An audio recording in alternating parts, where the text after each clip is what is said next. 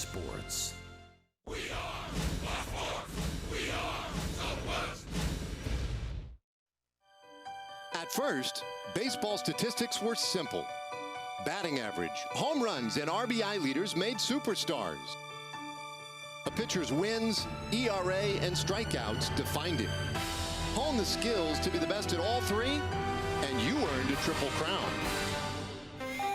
Then, pages and pages of in-depth statistics for every situation and every hitter. Computers analyzing data like OPS, BABIP, and WAR.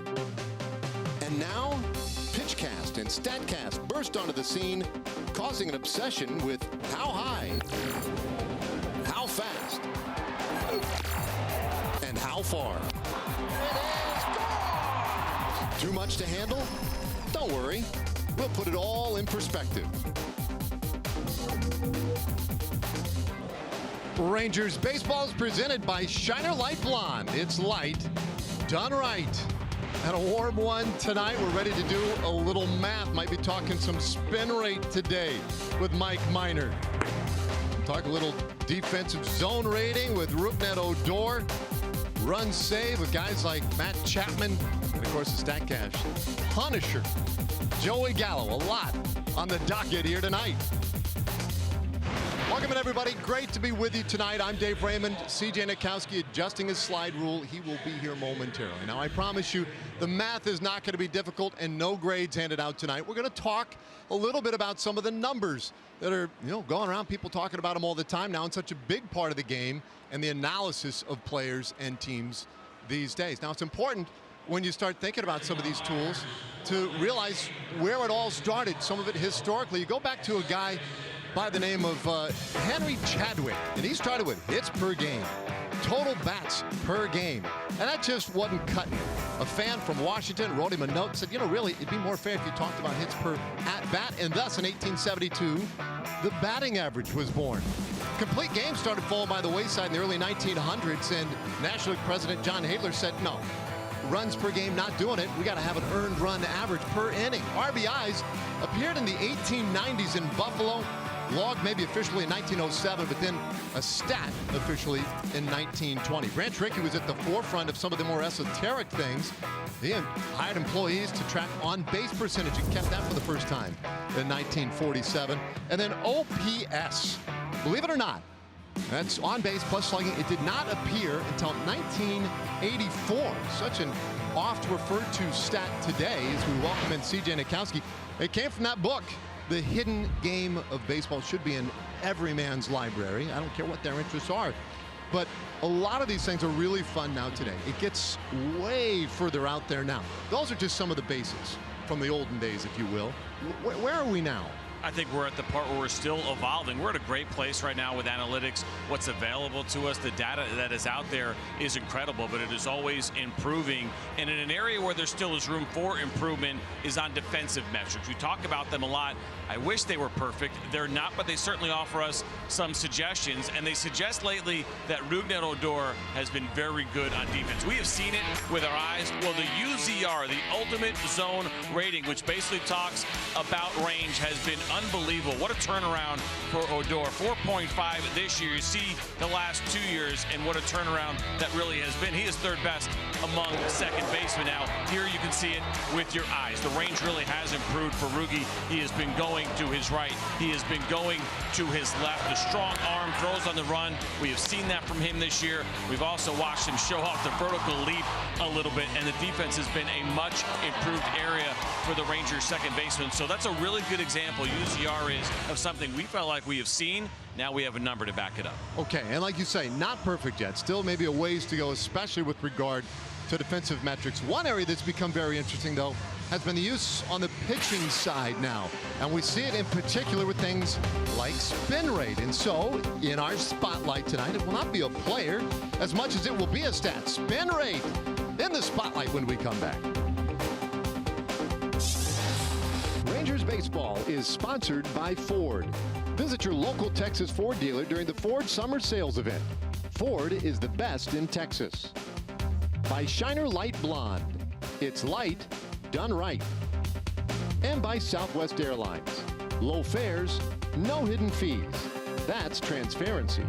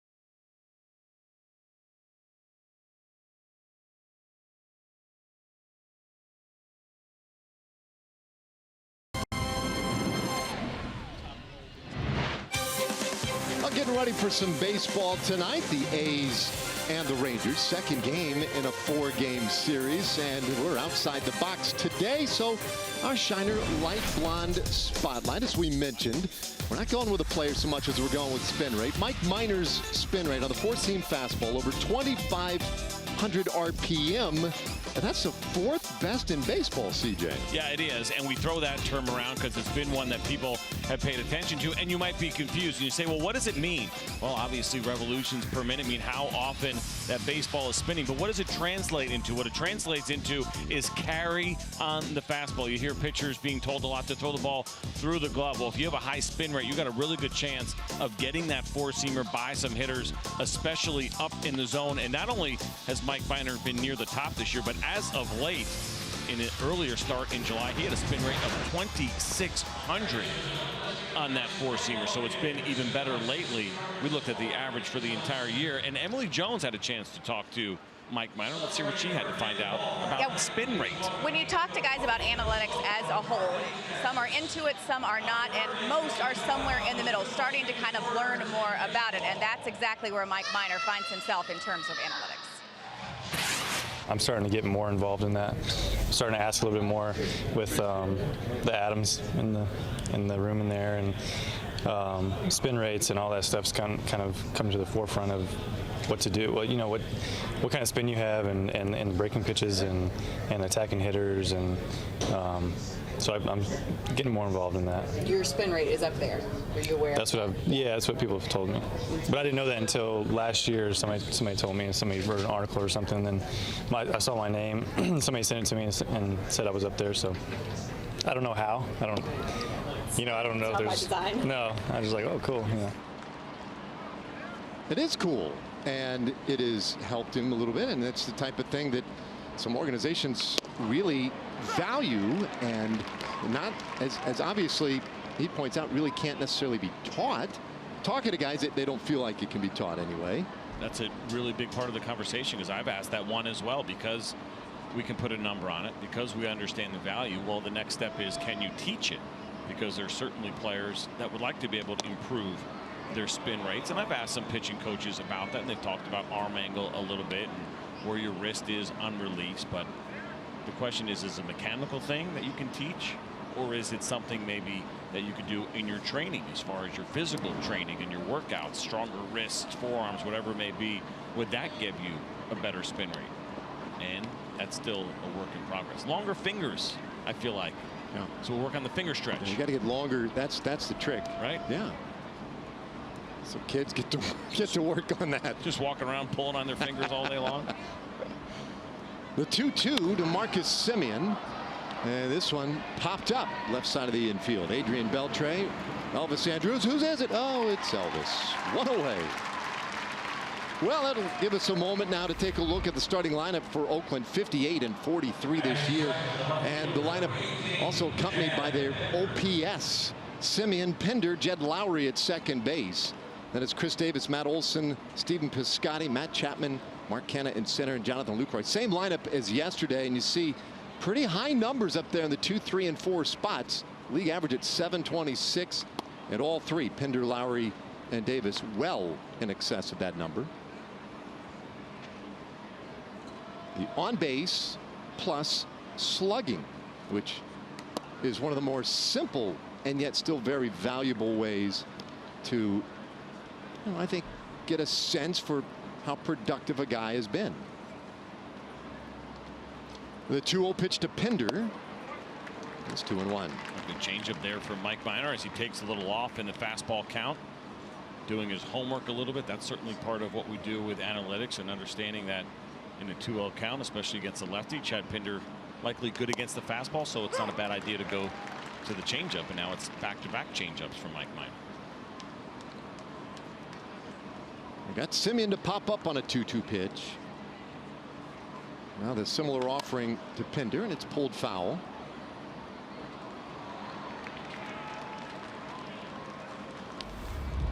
So this is what we're showing you tonight for our hitters first time through: ISO, OPS plus, and barrel percentage, what we will call our power metric. So as each hitter comes to the plate for the first time, we'll dig in a little bit more on what each of those numbers means.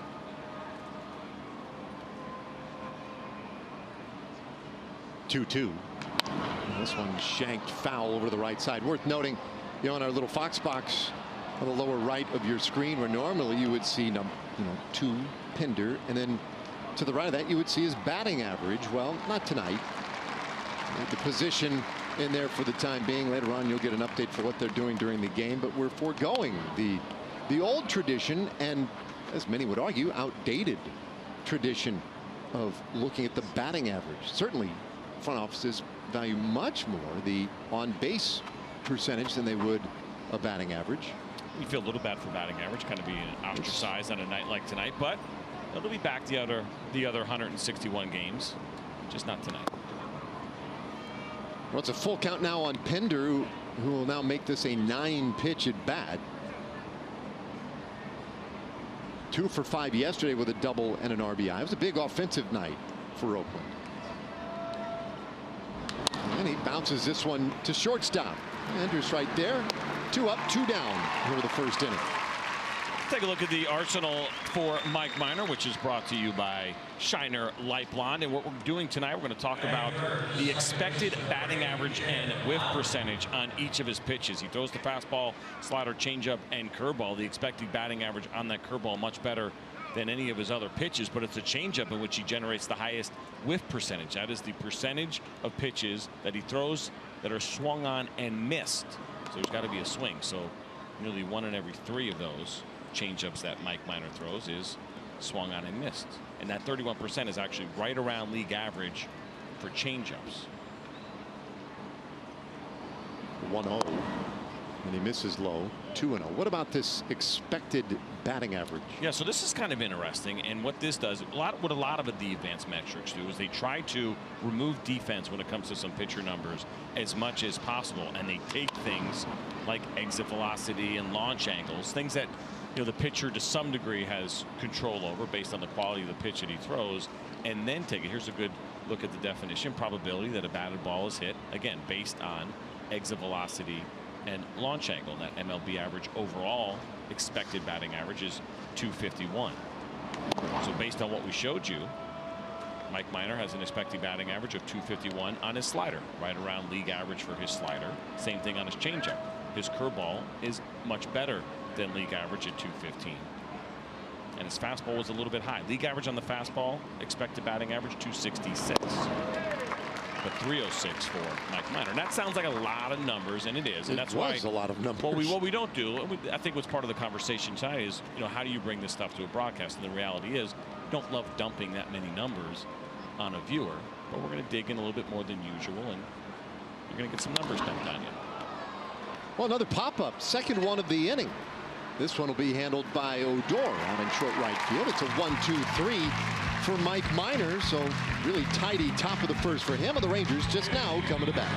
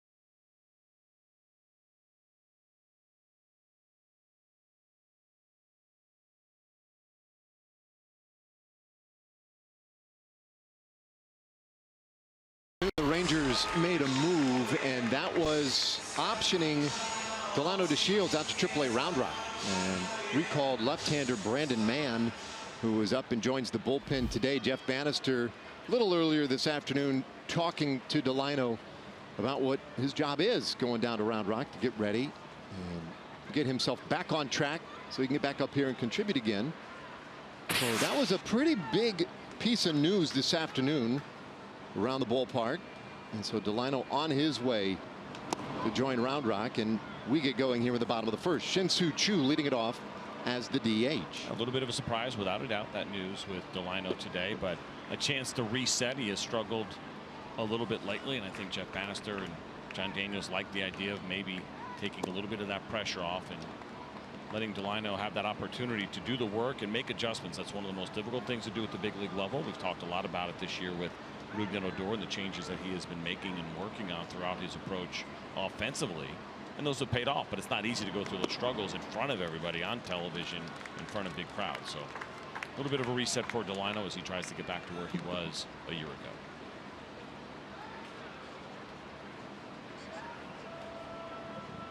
Well, 3-0 start to this at bat for Choo. And he takes a strike from Frankie Montas. Our Southwest Airlines starting lineup: Choo up top, the .894 OPS. Odor, Andrews, Beltre. Then it's Gallo, Guzman, Kiner Falefa, Calhoun, and Carlos Tocci in center field, batting ninth. And that'll be the other part of this, is that Carlos Tocci will get some regular playing time right now in center field. We saw him make his pitching debut last night, but his real value will come in the outfield, so he gets a chance to show what he can do. Choo draws the walk, and per usual finds himself on first base so often in the first inning lately. Good start to this one, and here comes Rougned Odor. Let's take a look at the pitch arsenal for Montas, brought to you by Shiner Light Blonde. And it's a two-seam fastball sinker. You'll see a lot of those. Not a very high whiff rate at all, so it is a contact pitch. The slider has been very good. Excellent expected batting average of 187, as is the changeup at 184. But you can see the big whiff rate on both the slider and the fastball. And you say, well, the fastball is much lower than the slider. But when you start looking at league averages on the fastball, he actually does a pretty good job. Well, you were talking earlier with Mike Minor and his whiff rate on the changeup, right? Which was, what was it, around 31? The changeup is 31%, which is right at league average. And Montas's was at 12.5%, I think. Did I get that right? Yeah, that is changeup. Both his changeup and fastball are extremely low, so they're not swing and miss pitches for him, and they haven't been. Yeah, it is pretty interesting. In an area which he has been good, has been on the four-seam fastball. League average is 21%. We showed you 26%. So people swing and miss at his four-seamer more than average. But not the sinker or the changeup. And the sinker is a contact pitch when you throw it right. Now the expected batting average is pretty high. That has to do with the exit velocity on that pitch. But slider's been very good for him. That is actually, believe it or not, the 36% whiff rate is league average on sliders. Yeah, and which makes sense. A pitch like a slider is swung on a miss much more than a fastball.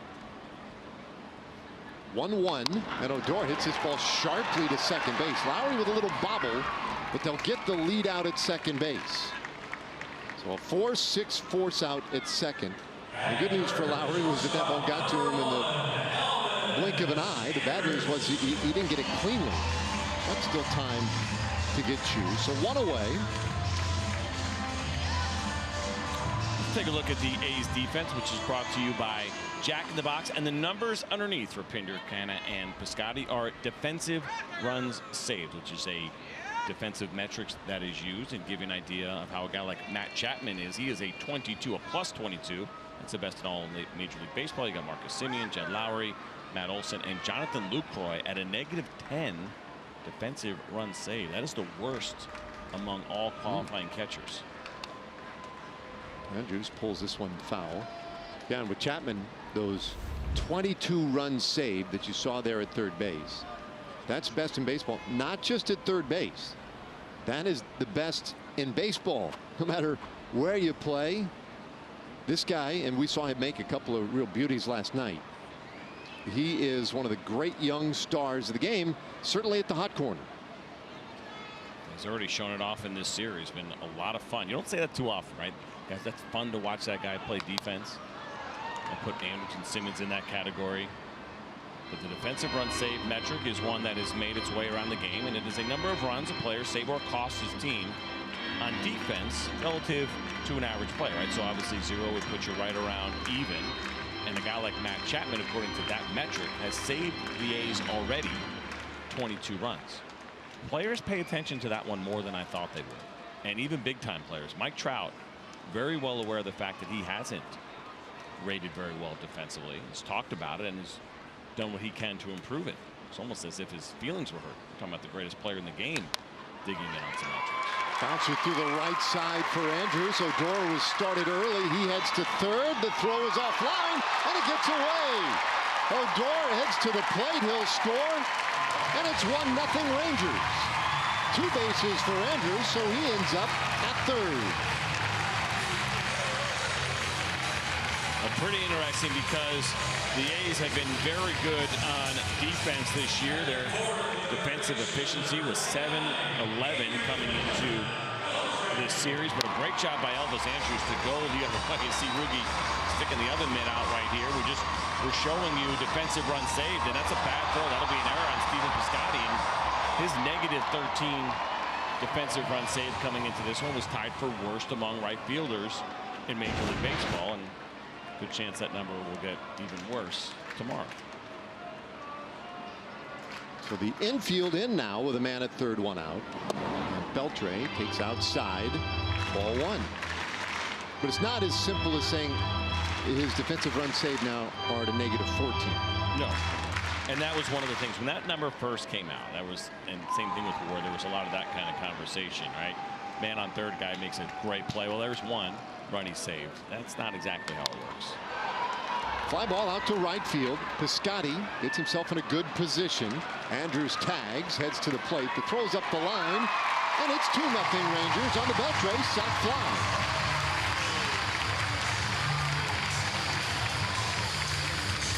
So the error certainly created problems on the previous play by allowing Odor to score, but meaningfully allowed Andrews to get to third and makes for an RBI spot there for Beltre. Well, there's the 2-seam fastball. That one sat middle in. Didn't have a lot of movement on it, but Adrian was able to elevate it. That's not always an easy thing to do. A 2-seam fastball more often than not will generate ground balls, but he threw it over the plate, and that throw up the line, and a really nice job by Elvis to score.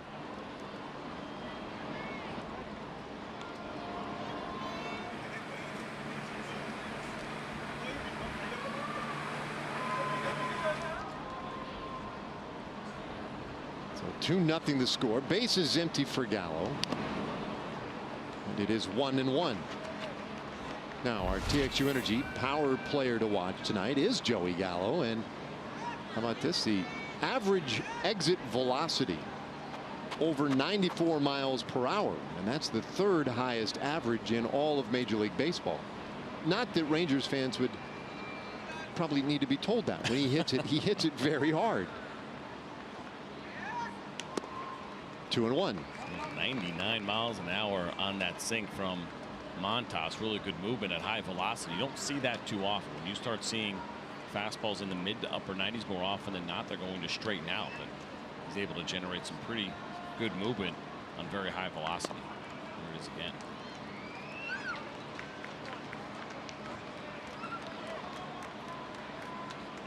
So the power metrics, we mentioned those, the ISO, the OPS plus, the barrel percentage. So barrels is a term that has come around baseball a little bit more. And what that is, it essentially takes exit velocity and launch angle. And what they believe is the greatest chance to generate an extra base hit when you use those two things, put them together. If you do them, if you fall within the right range, they call it a barrel. I don't love that number necessarily because we've always used the phrase barrel. You can hit a ball 110 miles an hour, but if it's a ground ball, they're going to say you didn't barrel it. And I think a hitter would disagree with you. Just because it doesn't get in the air when you hit it hard doesn't mean that you didn't use the barrel well or barrel a ball up. The concept is good. I just wish they would change the name. We kind of hijacked a phrase we already had and tried to steal it from us. All right, now Ronald Guzman, after the walk to Gallo and see his power metrics. So see the big contrast there in barrel percentage. Now, if you were watching, we have all year. Do you think that Joey's hitting the ball that much harder than Ronald Guzman has all year? No, Ronald's gone the other way quite a bit. We've seen that with him. He's using the field a little bit more maybe than Joey does, but Joey was at 22% on his barrel percentage. Guzman just 4.4%. And again, that's more about the launch angle and exit velocity combined.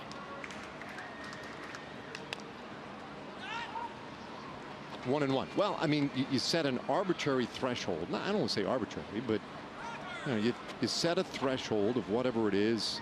I forgot what the angles were. I mean, even if we told you, if I told you it was 22 degrees to 38 degrees or whatever the range is, it wouldn't matter.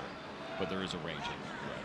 So, point is, let's say if it's 22 degrees, if you drop that 1 degree to 21, maybe he suddenly has a higher barrel percentage than Joey Gallo. I don't know. I'm just saying that's why one of the reasons why the barrel thing just doesn't really resonate with me. No, and me neither. The idea behind it is a pretty good one. They should have just named it something else. Whatever it is that gives you the highest percentage of hitting an extra base hit. Obviously that's way too long, but you come up with something that kind of relays that, I think, as opposed to saying barrel, because again, barrel to us as baseball players means you square the baseball up and hit hard. Hard ground ball to the right of second base. They'll force out Gallo, and the inning is done. But the Rangers pick up a couple of runs on a big error out in right field, and it's a 2-0 start to this one tonight.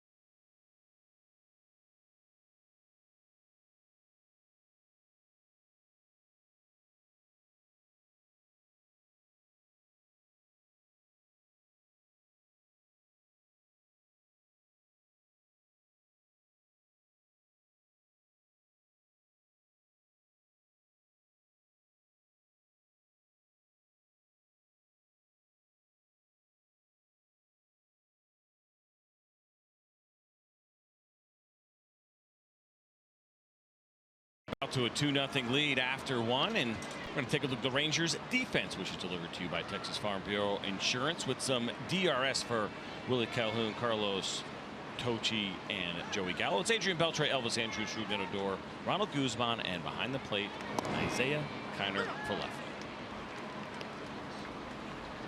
Okay, 2-0 start as we get back to work here in the second inning. Minor did have to use a lot of pitches in that first inning, even for a 1-2-3, as it were.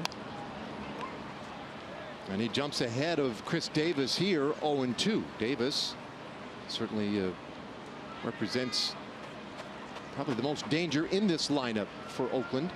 Take nothing away from Lowry or Olsen or anybody else in the lineup, but this guy has done some big time damage to the Rangers over the years. 1-2.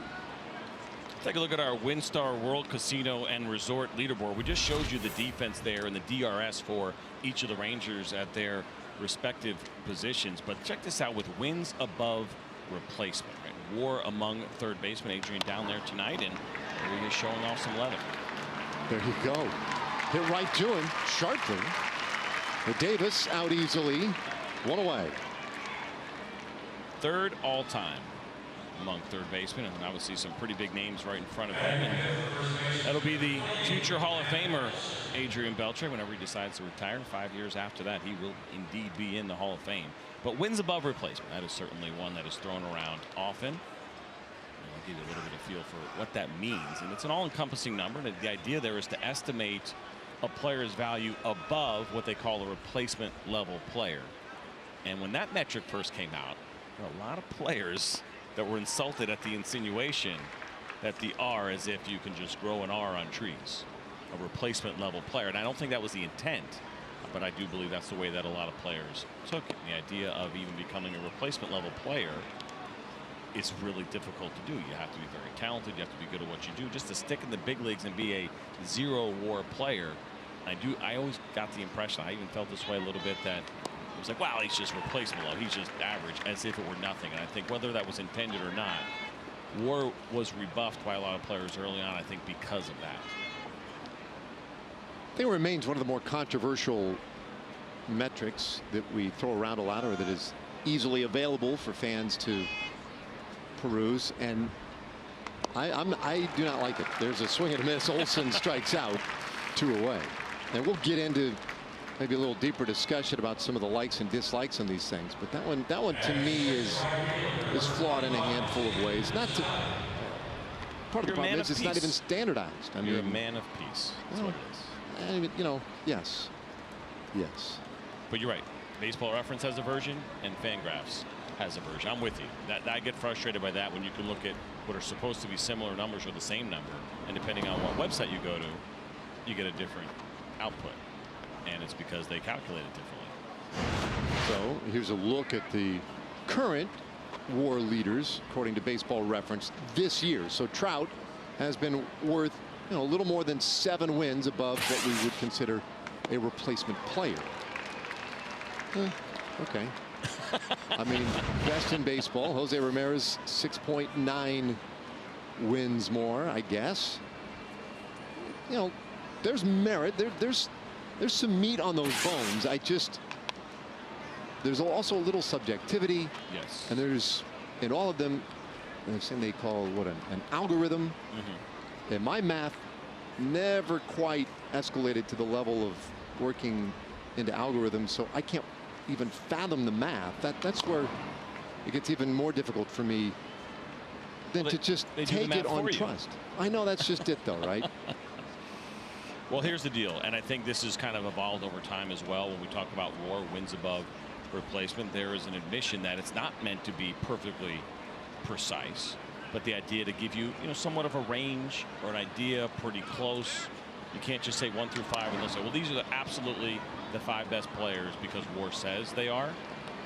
I use this example all the time if I'm doing radio, if we're just having a conversation and we want to say, okay, well, who are the top 5 right fielders in baseball? I'll go look at WAR on the Fangraph side, and I'll look at the top 15 or 20, and 1 through 5 does not mean 1 through 5 they're the best. And I'll dig in and say, well, actually, I like number 7 more than I like number 3, and here's why, because that could be subjective as well.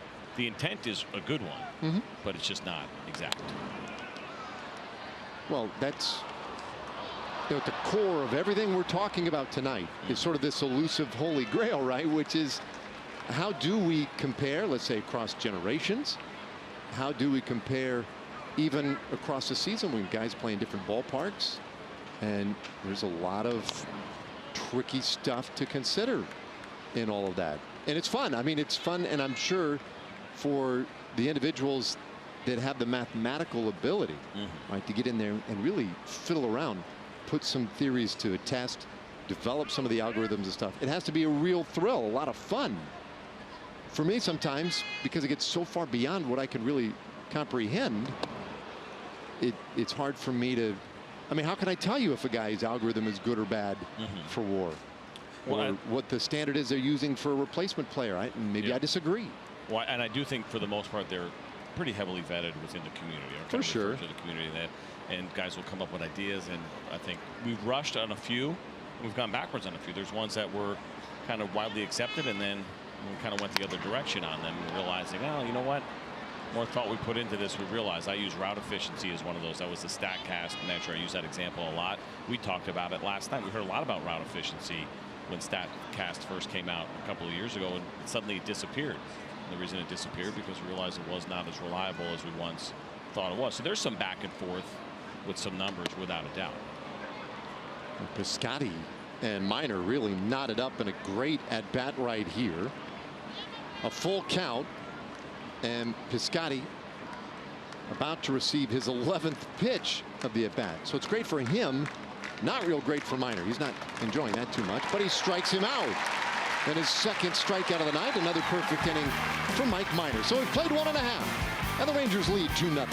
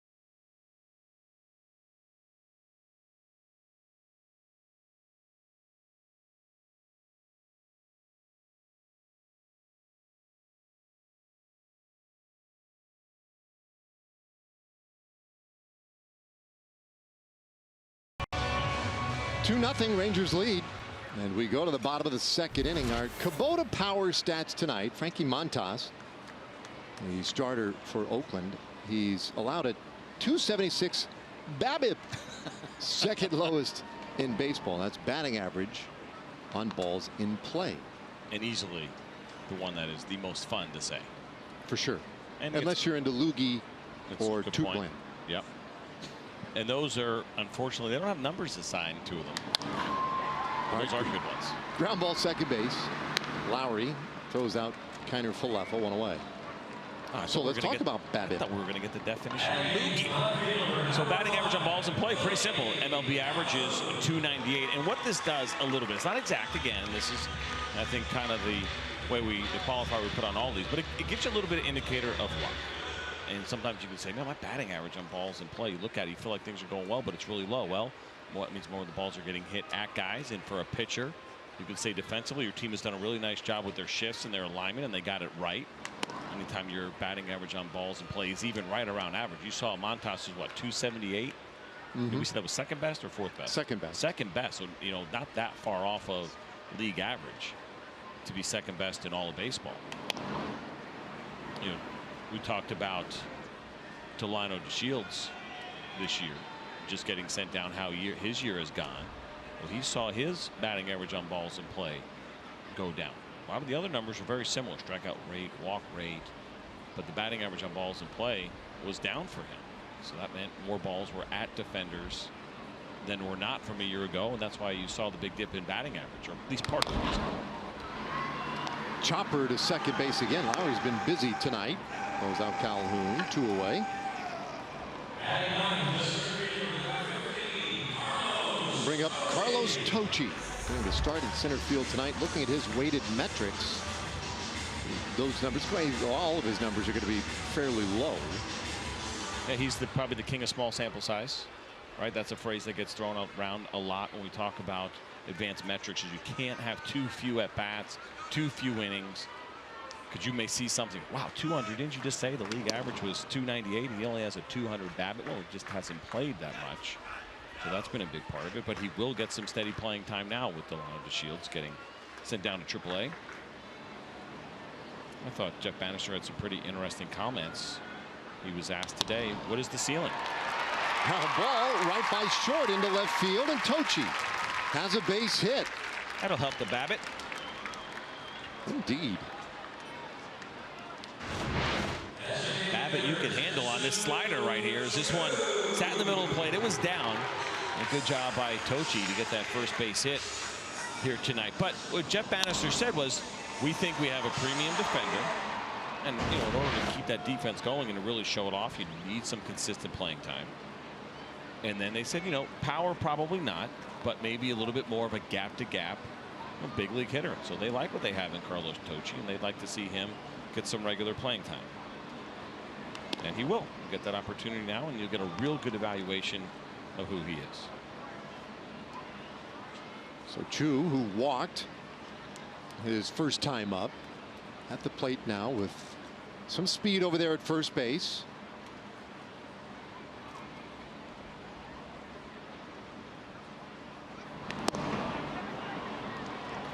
It's amazing, man. That's a good sinker at 96 miles an hour. And here are some of those power metrics for Chu. Good barrel percentage at 13%. The ISO at 204. We haven't really talked about that one just yet. That one's a pretty interesting number. It's kind of a measure of a hitter's raw power. Gives you an idea how often that player hits for extra bases. Now you might say, well, isn't that what slugging percentage does? And it does to some degree, but within the sabermetric community, sometimes slugging percentage is looked at as something that falls a little bit short in the accuracy. So see it right there, measure of raw power, how often a player will record that extra base hit. League average, always so important to know these things, right? We can throw a number at you, it means nothing if we don't give you the average. League average is 160, so you saw Chu at, what was he, 201? I think he was at 201. Right at 200, yeah, 201. So obviously, it's a good number for Chu. Gives you an idea also, I think it tells you a little bit of story about the hitter, right? Just because a guy has a lower ISO doesn't mean he's a bad hitter. Even if he has league average ISO, there are probably other things that he does well. So it's just a little bit of a feel. 204. 204, pardon me. Never want to cut a guy short 3 points on the ISO. No. You'll hear about it. Bouncer first base. And that's handled by Olsen quite easily to end the inning. So the Rangers leave a man. Montas puts up a goose egg. And so it's off to the third inning tonight with the Rangers leading 2-0.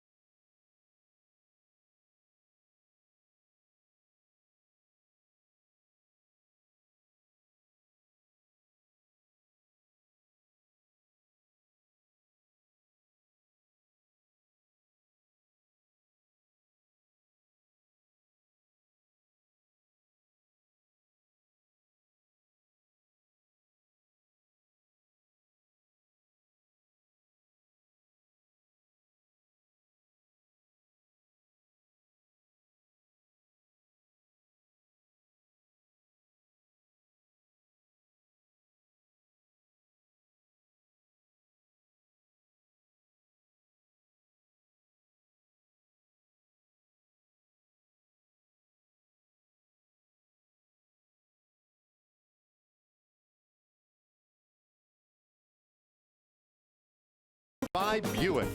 Visit your local Buick dealer. We've played two so far. Rangers with a 2-0 lead. And now the bottom third of the order coming up for the A's. Chapman, Canna, and Jonathan Lucroy. Minor has looked good so far, and we welcome in Todd Slavinsky.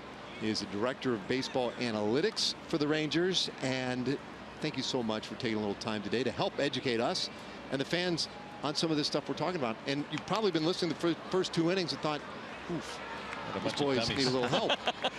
Well, thanks for having me, guys. I really appreciate any chance to talk about the game. And you know, it's always good to try to do your best to explain more of these concepts. I mean, all we're trying to do is help explain the game better and try to, you know, help our team improve as best we can.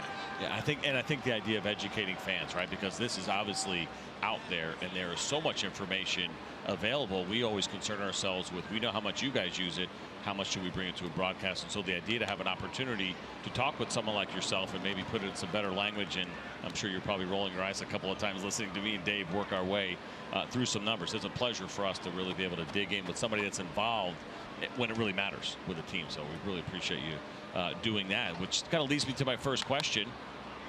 What's available publicly compared to maybe what you guys use? We always hear about proprietary information that teams have. Is a lot of the information that's out there public used by players and teams? Yeah, I mean, we certainly don't exclude the information that's out there in the public. I mean, we have, as you'd expect, a lot of additional things beyond that, a lot of especially minor league data for our affiliates, things that cover that area of the game a little bit more. Obviously, medical information, you know, personal information, things that we kind of roll into a larger stew beyond what's out there on StatCast. But I mean, it's certainly a great start. It tells you a lot about the major league game and a lot about the players that are out there. So I guess the biggest thing for me, Todd, is when this started to really bubble up in Major League Baseball, we saw certain teams, you know, get after it a little more aggressively than others. We saw it give them maybe some advantages here or there. Everybody's on board. I mean, there's not a franchise in baseball that isn't looking at the analytics. As this ball powdered into left field by Mark Canha, and the A's get their first run of the game. But it's not going to help your FIP. It's not going to help your FIP. But here's my question: is we see guys from front offices matriculate through the front office, then they might get a general manager's job somewhere else. We see guys hired across team to team anymore. A lot of the stuff, it seems to me, would be proprietary. How do you protect the intellectual property as more and more people in the game in these types of roles mix from team to team? Well, the trick is a lot of the high-level ideas, of course, are going to travel. There's nothing really you can do about that. As you'd expect, with the highest-level employees, they're privileged. They get access to everything that we do. So, you know, like with guys that are promoted to run other teams, they're going to have that information. I think the main thing you can talk about as far as that goes is the detail of how we build the algorithms is probably a much smaller number of people. And on some level, it's not so much necessarily about what we build, but about how we implement it. It's about how the organization goes about communicating that to coaches and players, and it's about collaboration and organizational willpower. And if we work as a team, that's when we get the best results. It's not necessarily just building the best algorithms. Yeah, I think that's interesting because that's probably one of the bigger discussions that we've had in the game. We've certainly heard some pushback from players publicly, other clubs where there's been an issue. In your tenure here in doing this, have you seen a change that we just heard Mike Minor talking about how someone told him about spin rate last year, and all of a sudden now he's more inquisitive and he's asking questions. Tell us a little bit about the progression maybe you have seen, the acceptance from players in 2018 compared to when you first started. Yeah, I think it's natural when you see more clubs that are invested in that having success, and you see more stories out there about individual players that have used analytics to their advantage. Well, you know, that's going to naturally lead to more curiosity by players about that. I mean, again, it's not for everybody. It's not for all players, and that's completely understandable. Whatever we can do to help each player be their best, that's the important thing. If a guy's interested in learning about it, we'll absolutely work with the coach to help them understand more about the data that could help them get better. But if they're resistant, we're not going to push it to somebody that's not. You know, I mean, we may talk with the coach about how it might help them, but it doesn't have to go directly to the player. And when you say talk to a coach about a player, what do you find yourself maybe talking about most? Is it pitch selection, usage? That seems like it would be a big one. And we've heard a lot about that as far as helping players and realizing, you know what, I do have good spin rate. I need to use my fastball more, or I need to use it up in the zone more. What have been maybe some of the more common conversations you have with coaches regarding players? You know, just kind of big picture, not necessarily particular to any Ranger player. Yeah, I think it's ideally just helping. You know, it's a two-way conversation with the coaching staff about helping them identify what their strengths are. you know, like you said, even if it's like more traditional metrics talking about which pitches get the most swing and miss, obviously that's something we've had for a long time, but identifying, again, if a pitch is a high spin rate pitch and plays better up in the zone and the pitcher is not using it in that area most frequently, you know, maybe there's a reason for that, of course. Maybe they don't have a comfort level there. They can't command the ball to that area of the zone. But ultimately, we at least want to have the conversation with the coach and let them know. Simeon shoots this one foul. We're talking with Todd Slavensky, Director of Baseball Analytics for the Rangers. So you talk about creating these algorithms, right? And that is the part where you guys maybe limit to a handful of people who's actually got their hands in the cookie jar there. Algorithm, to me, that's like a mysterious word, right? And I hope you can appreciate that an algorithm, I don't know what stage of math it is where people start doing that. How could you explain that in layman's terms, what that means to make an algorithm? It seems like a living, breathing thing. I mean, ultimately, we're just talking about formulas in some cases. It's essentially, I mean, they're not really a lot of these dramatically more advanced than some of the more basic formulas. A lot of things that we use are, again, relative to, say, you know, batting average, sure, it's a step above that, but these are not, you know, calculus or things like that. A lot of times it's linear regression, things like that. Again, it's not something everybody's necessarily going to have a part of, but you know, it's basically about, I would say a majority of what we do covers that level of math. You know. 5-4-3 around the horn double play. And if you cook that little bad boy up in a mathematical equation, that would really be good. I like it.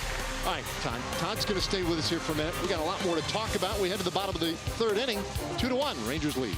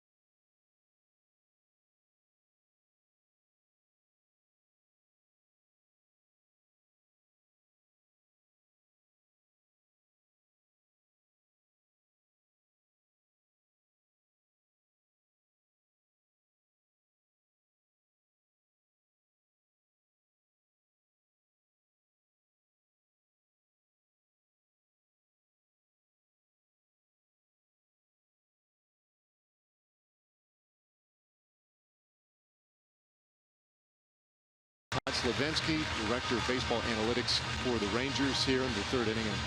And it's been a lot of fun asking some of these questions. So let me ask a big broad one. CJ and I, a lot of fans, right? We'll look at numbers to say a guy's productive, not productive. He's slumping, he's hot. Maybe we can even get so far as to say, like, hey, I think this might be why he is slumping. All right, that information's out there. Even a monkey like CJ or me, we can look at some of that stuff.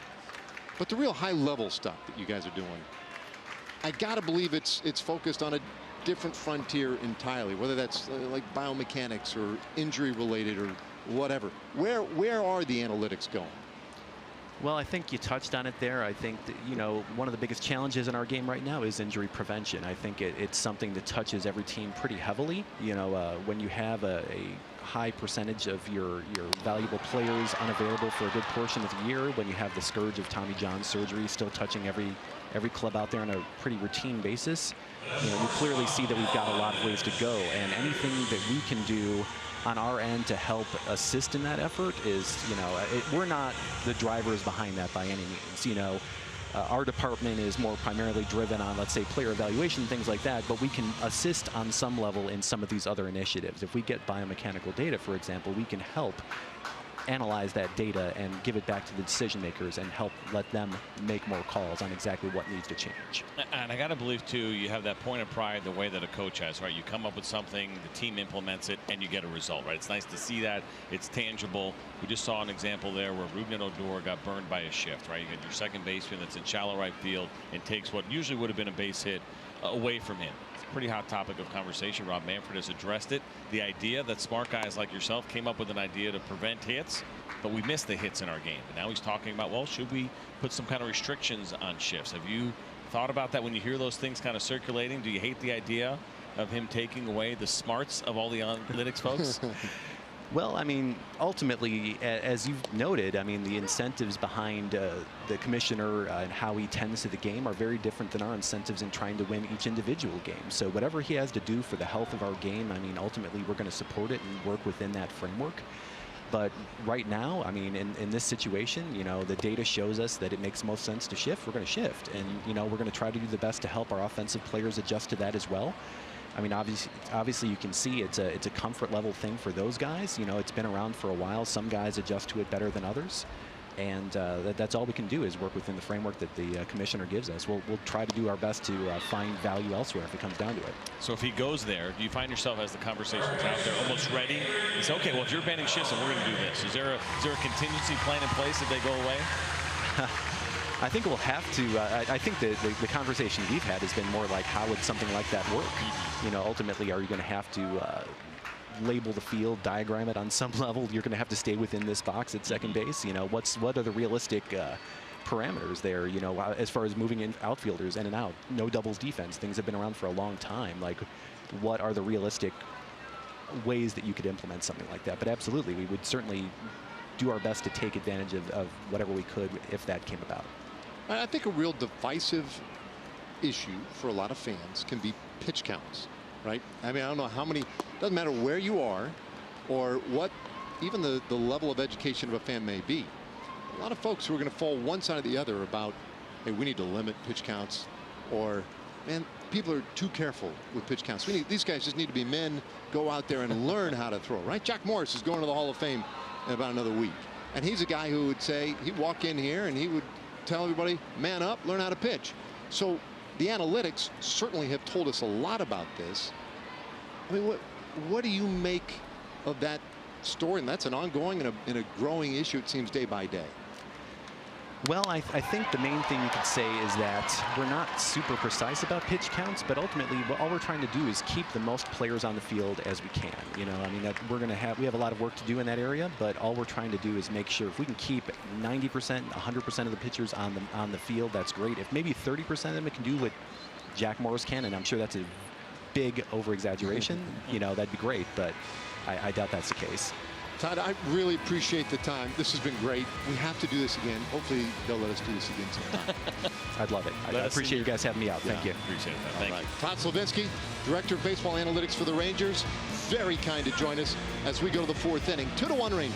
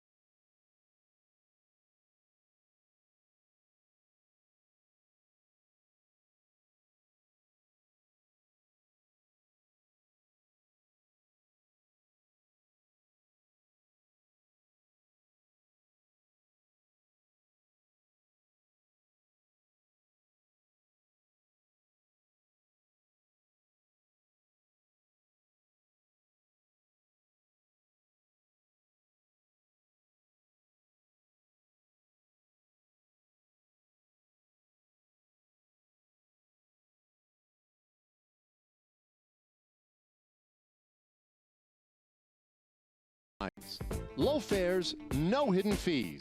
That's transparency. By Shiner Light Blonde. It's light done right. And by 5-Hour Energy Shots.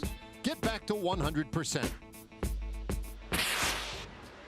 One-run game as we get back to work here in the 4th inning. Minor going to work against Chad Pinder, Jed Lowry, and Chris Davis. That was really fun talking to Todd Slavinsky, Director of Baseball Analytics for the Rangers. CJ, any any takeaway from that for you? So he finished with a 9 ERA, right? He gave up a run in 1 inning of work. That's something to keep an eye on. And because it was a home run, the fielding independent pitching, I believe, was also a 9, I think. I'm not exactly sure. That is true. I had probably, I don't know, 15 more questions I wanted to ask. We only got him for an inning. And of course, it was a quick inning on both sides.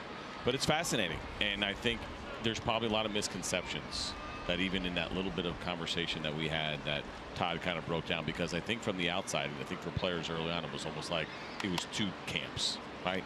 We're on this side of analytics and information, and we're on this side of old school scouting and playing baseball. And the reality is it best works when everybody is on the same page, has the same goal, is receptive of everyone's ideas, and then ultimately you have to have a point man that makes decisions when it's all said and done. But I really wanted to get into his personal history a little bit. Like, how do you get to that point? What are the strengths you need to have to be a director in his position?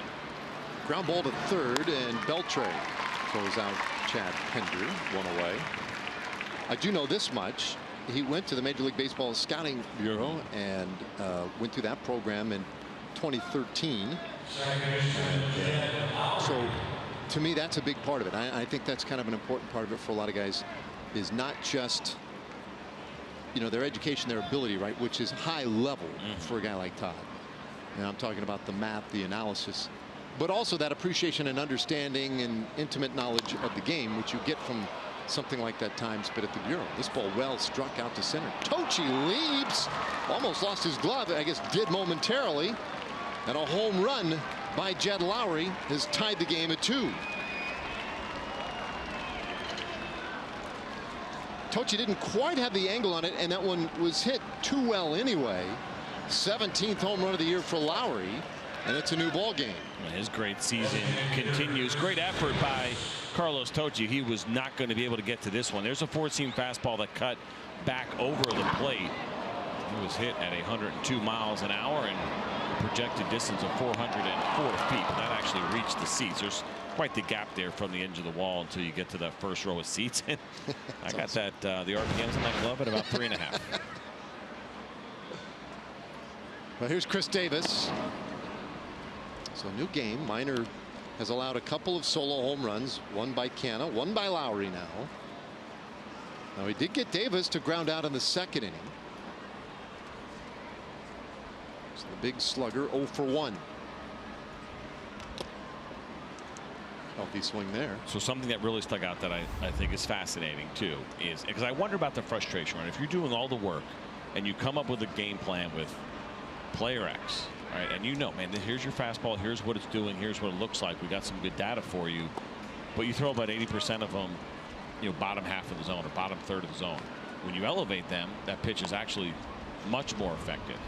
And much like he said, well, sometimes players just aren't comfortable doing that, and that's hard to break through that part in that cycle, even though you tell them, hey, I got some data that will absolutely make you a better pitcher. But the guy's not comfortable. I feel like I would be super frustrated in that position. Like, he seems pretty calm and take it as it comes, and you do what you can, and you hand it off to the coaching staff and the players, and then it's on them. But I'd be sitting there like, man, get that fastball up, or whatever it is. Using that as an example, you would go on an unbelievable tear, but if it doesn't work for the player, it doesn't work. And I think that's a really good point. And to kind of understand that a little bit. And data's great, but the player is a person, and he has to feel comfortable with the idea and the plan behind it. And the fastball is a good example because we're seeing more and more guys elevate their fastball. Big swing by Davis, but he lines out to Tochi, streaking across the outfield, 2 away. Time for a Chevy game break. Let's send it over to Dana Larson.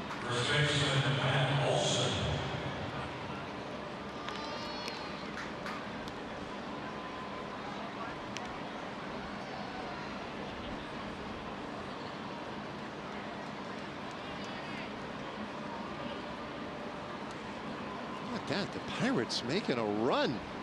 So that would be 11 in a row? 10. 10. They're at 10 right now. So a win tonight would put it at 11. Is that correct? That's right. Yeah. Which would be, I thought I saw the most since, is it like 96 or something crazy? With their longest win streak? Yeah. Pretty amazing. Maybe not as amazing as this news coming across. It's apparently done. Zach Britton to the, Stevie's looking at me, can't wait. The New York Yankees. What? For Dylan Tate, Ranger fans certainly familiar with that name. John Heyman is saying that it's done. Jack Curry is saying that it is done. Names that you can count on. And be careful when we kind of report on rumors. You certainly can get duped here and there, but I've seen enough guys that I count on. I think that's Ken Rosenthal and not Ken Rosenthal. Yeah. I got a little text message a bit ago that said that one was almost done. Ooh, look at you in the know. Well, listen, I don't want to give up my sources, but Insider Dave. not Rosenthal. Wasn't John Heyman H-A-Y?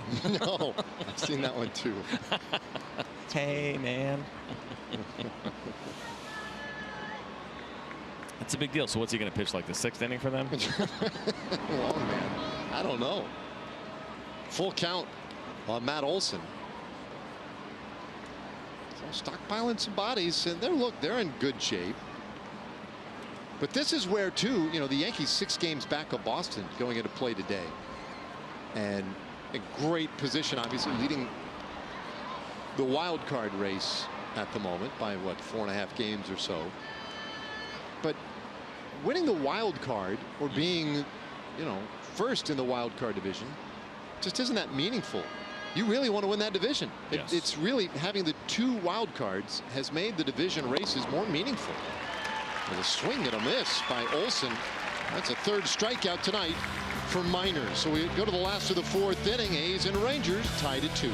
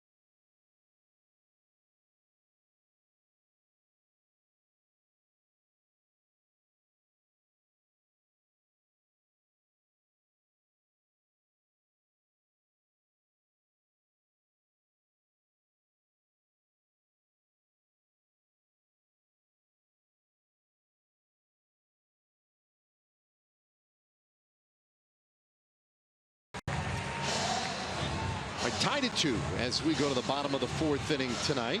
Rangers and A's. 2nd game of this 4-game series. Joey Gallo will lead things off in the 4th. Gallo walked in the 1st inning. And Frankie Montas back to work.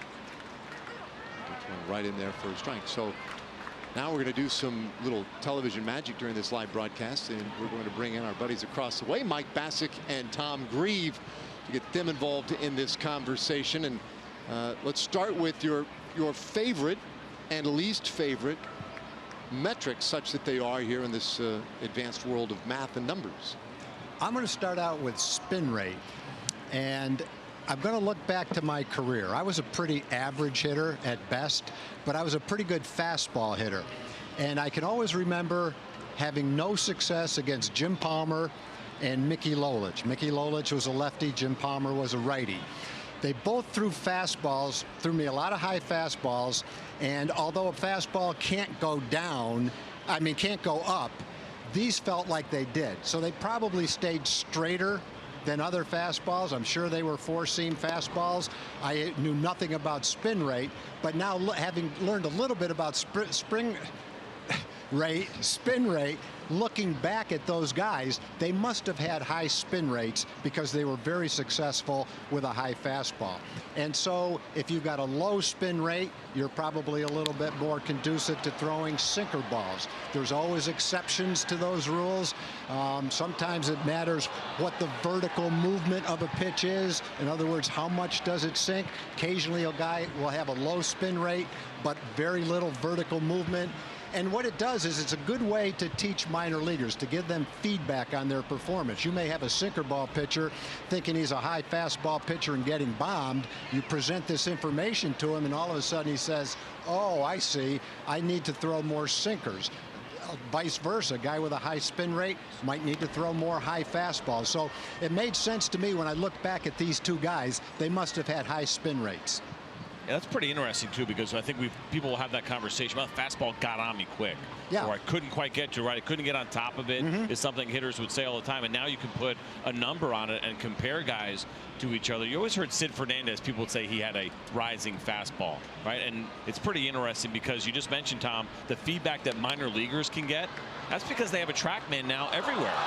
Right, and that's the thing that's so interesting. We didn't have, when I played, we didn't have that in the minor leagues, and it just started coming in the big league level. But now they have it even at the minor league. So minor leaguers can find out what was my spin rate, how much was my ball sinking, what's the spin rate on my slider, how tight it was. I think it's a great tool for guys to be able to use. Sid Fernandez had probably high spin rate. He threw high fastballs. He didn't know what a spin rate was. He just knew he was getting hitters out. But the other thing is, you remember that he had a big wide body, and when he threw the ball from down here, you couldn't see it coming out from behind that body, and that 89-mile-an-hour fastball looked like 100. I remember watching him. What about, hey Mike, did you have a high spin rate? Probably not. I'm just assuming if you threw 84 to 87 miles an hour with your fastball, your spin rate's not going to be great. I was jealous of the two pitchers yesterday, the outfielders. They were beating me probably in spin rate. Yeah, but you know what's interesting? Think about Chris Young, right? When he was with the Kansas City Royals, he didn't throw very hard, right? He was upper 80s, and the Royals loved him because he did actually have a pretty high spin rate. So it's not always attached to velocity. He would actually pitch up in the zone in the upper 80s, and we would have been told, don't ever throw your 88-mile-an-hour fastball at the top of the zone. Throw it at the bottom, throw it at the knees. But I think it's kind of fascinating. I would love to go back and kind of see the data. We could go back in time and have an idea where we were with how we spun the baseball. High fly ball to center field. Good long at bat there by Gallo, but it results in a long fly ball out. So what about it, Mike? You have a favorite or a preferred metric or analytic these days? Yeah, mine is OPS, the on-base plus slugging. I've talked to Jeff Bannister about it. That's his favorite stat to look at when he's looking at hitters. And to me, it looks like when I see OPS, the best hitters in the game are up there in OPS. So when I look at that one and I can understand on base and I can understand slugging and then putting them together. So that's the one that I'll look at a lot when it comes to hitters. Yeah, I think it's interesting too, because it does make more sense than batting average. But I'm curious for you guys as we take a look here at your favorites and kind of least favorites. We talk about this a lot. Like, how do we best present the game on television using analytics, whether it's pre and post, whether it's during the game? Now, you mentioned liking OPS. Mike, do you like bringing it into your pre and your post game shows? I like seeing it. It's just a lot of times still we look at it and we just see batting average, RBIs, home runs, and those are your three major categories, your triple crown. And so I want to bring that in more, just because when you start talking to guys like Jeff Bannister and guys managing teams, they're looking a lot, pitching coaches are looking a lot at that OPS on how big of a threat a guy is in a lineup. I like bringing them into the broadcast if I understand them and they're easy to explain. If I can explain it concisely to a non-baseball fan who loves to watch our games, then I like it. But if it's something that's complicated that I stumble to explain, that the average fan, if I can't understand it, I know he can't understand it, then I don't think it has any place in the broadcast yet, until it becomes a little more commonly accepted. I'm with you guys. Even though those numbers are out there and all the information is available, I love the idea of maybe just keeping it simple. And yes, this is how the team is built, but maybe not necessarily how we talk about the game on television. Absolutely. Frankie Montas takes care of business. Thank you guys for joining us. Scoreless bottom of the fourth, keeps it a tie game as we head to the fifth inning.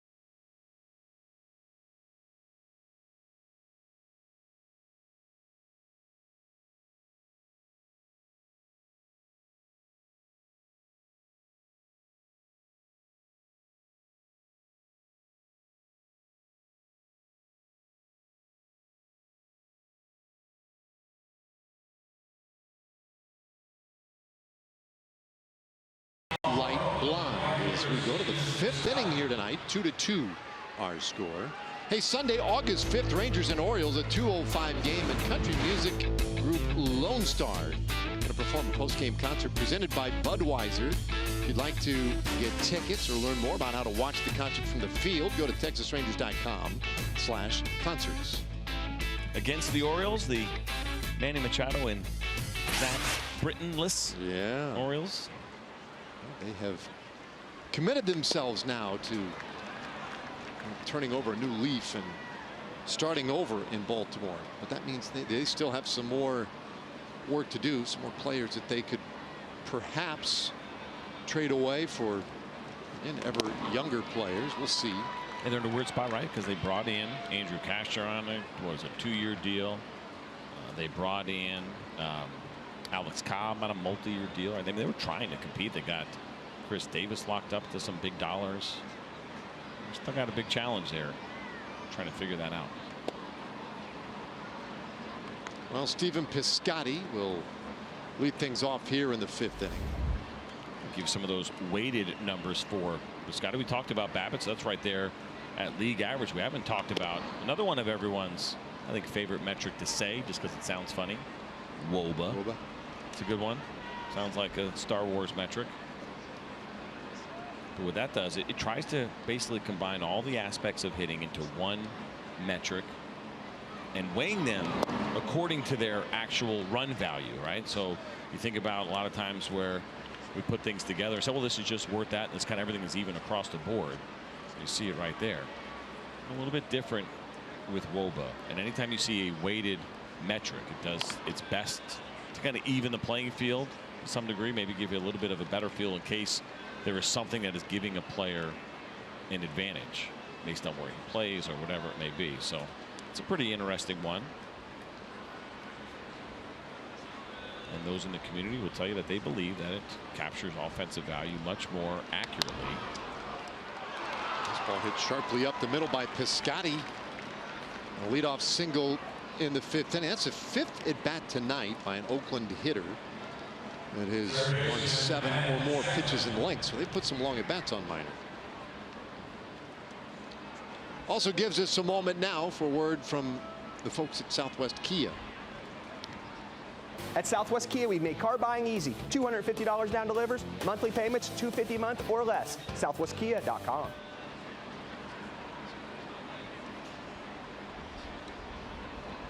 All right, a man on to start this fifth inning. Matt Chapman waits, and Minor endeavors to keep Piscotty a little bit closer. See some of Chapman's numbers as BABIP and WOBA. Now my favorite, we were talking last inning to Tom Grieve and Mike Bassick about their favorites and least favorites. My favorite metric is that weighted run created plus. Now the plus, when you see the plus after any one of these things, OPS plus, whatever. A little tapper back to Minor. He bobbled it. And we'll have no play. Had he gotten that cleanly, he was thinking 2. But he just closed that glove maybe a little early. Yeah, I wonder either if he took his eye off of it or if he just missed it. Let's take a look at this. When you get a little excited as a pitcher, you get a little jumpy sometimes, and you watch Mike Minor and you see him starting to turn his head a little bit. I don't know if he was doing that before he had caught the ball cleanly. You get a good look right here. Yeah, I think so. You end up missing it, and then you're trying to recover. He made a really wise decision not to throw that baseball. I'm sure that'll go down as an infield hit. He left his feet and leaped to try to catch that thing. What do we got? Crickets right now? Crickets so far. We do know this. There are 2 men on base. And Canna takes low and in for a ball. Job back there by Kiner Falefa to keep it close. Well, they gave him an error. Wow. E1. A single and an error. And Oakland trying to build something in this 5th inning. Rangers scored the first 2 runs of the game. That was back in the 1st. Oakland chipping away since then. A run in the 3rd, a run in the 4th. And there's a strike. It's 1-1. So when you see a plus, and you do see this sometimes, if you're going to dabble around on fan graphs or baseball reference or any of the number of great sites out there that do a good job of aggregating the numbers, the plus basically means that they've normalized or adjusted the number to account for park effects, the averages across the leagues. So they try to bring everybody basically into a neutral environment and then compare the numbers equally that way. And it usually means the other part of that is that average is 100. And so that's kind of cool. It gives you a real nice baseline and a very simple baseline from which you can say, like, oh, well, he's above average or he's below. Is a called 3rd strike on Canna. Is the 4th strikeout of the evening. It's a big strikeout. But so I like this weighted runs created. I think it's, as I understand it, again, digging around into all this stuff, it does a really good job of taking in a guy's power, his on base percentage, everything that he can contribute for you offensively. And what's interesting about it is that while it's maybe a little bit better, maybe slightly more accurate, it's really right on par with a very simple thing that anybody can do. And that is take the on base percentage and the slugging percentage and add them together. The OPS, which emerged back in the mid 80s, has really stood the test of time. If you take the top OPS leaders right now in baseball and you compare them to the top weighted runs created, and that's a very complicated formula and everything. Sure. What's interesting is that they're very, very similar. And I do like that, the idea of being able to compare generations. The game has changed over time. It's difficult to do with pitchers. I think when you think about things like ERA and strikeout rates, the game was just different. In the early 1900s, and some of the greatest players and pitchers that we know by name. You go now and you look at some of the strikeout rates, and you're like, really? That was it? Joke around about old Haas, Bradburn, right? I mean, a fun Twitter personality, and you go dig in, like, yeah, this guy was pretty amazing as far as what he did over the course of his career, the innings that he threw, and he's a Hall of Famer. You might be surprised to know they had a strikeout rate of 3.6 per 9 over his career. I mean, it's a completely different game, obviously, in the late 1800s. But so anytime you can do something where you can really start to compare generations accurately, which is a difficult thing to do. It's really hard to do, I think, defensively, regardless.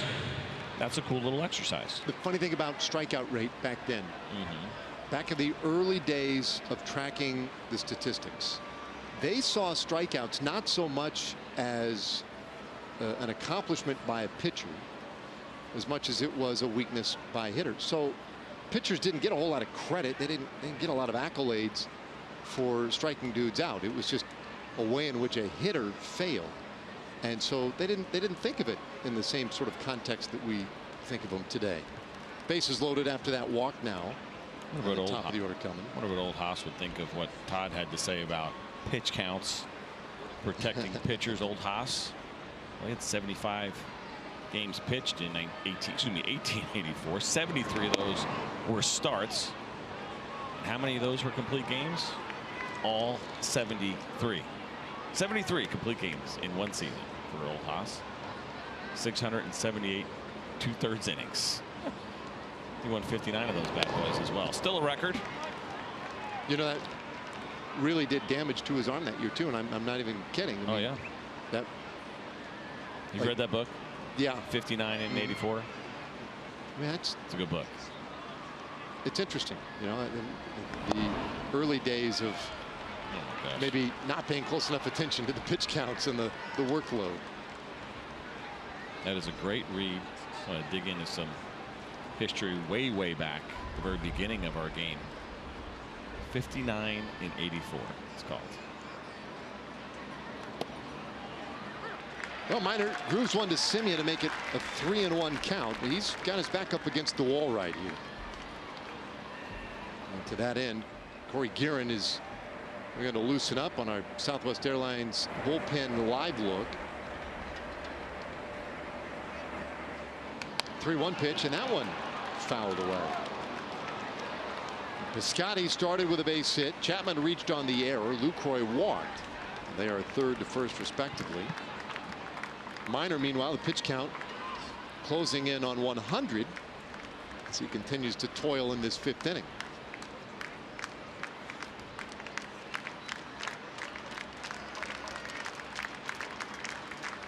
Long look in.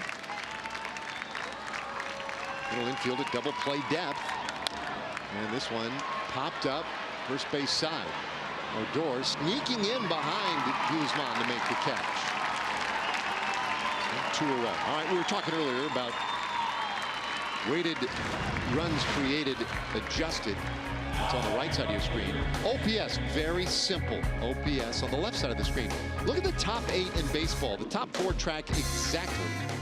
The bottom 4, the only difference is Aaron Judge does better in weighted runs created, whereas Nolan Arenado looks a little better on OPS. But you can see that OPS, seemingly a crude tool by comparison to the work of guys like Tom Tango and others who contributed to some of those numbers we get from Fangraphs and elsewhere. That's why I'm a big fan of OPS. Yeah. I know you have the poster, right? You have their poster in your, in your room. Yep. It's on your back. I have all their albums. OPS.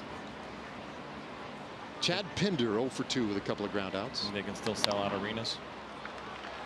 They've been doing it since 1984. That's 100 pitches, or this will be 100 pitches now for Mike Minor. I'm surprised I did not see, unless I'm mistaken, no infield fly rule called there. Bases loaded, 1 out on that pop up. You know, I didn't notice either. I didn't think it is interesting. Didn't see a call. I kind of was watching the first base umpire the entire time. Lance Barksdale. Because I heard Rugi calling for it because Guzman was calling it originally, and Rugi got pretty loud. Ground ball just foul.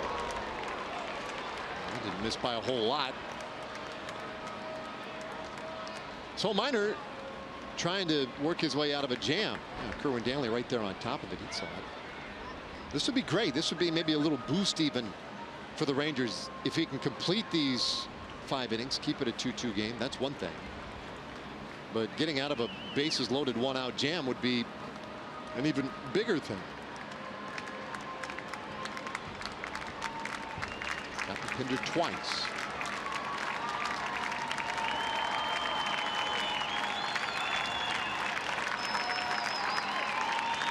High set for the lefty. And that is outside, 1-2.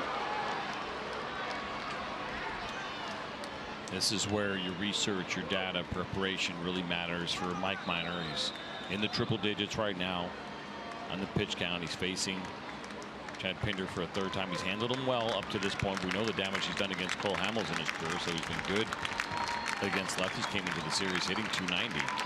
Where you can go in this spot, so important to know. Of course, the next part is execution, right? You get on the same page with your catcher. And once you get away from that 0-2 count, it gets back to 2-2. Now it's, for me at least, the idea, okay, where can I induce weak contact? Not to say you don't go for the strikeout. You'd be more than happy to get that swing and miss. But you really want to try to avoid that 3-2 count at all costs. So it's where can I go third time around for a guy that's seen quite a few pitches against me in a huge spot. Tie game in the 5th inning. 2-2. Count runs full, so a little excitement now in this 5th inning. Everybody will be off to the races. Piscotty, Chapman, and Lucroy. Probably one way or another, the last hitter that Mike Minor might see tonight.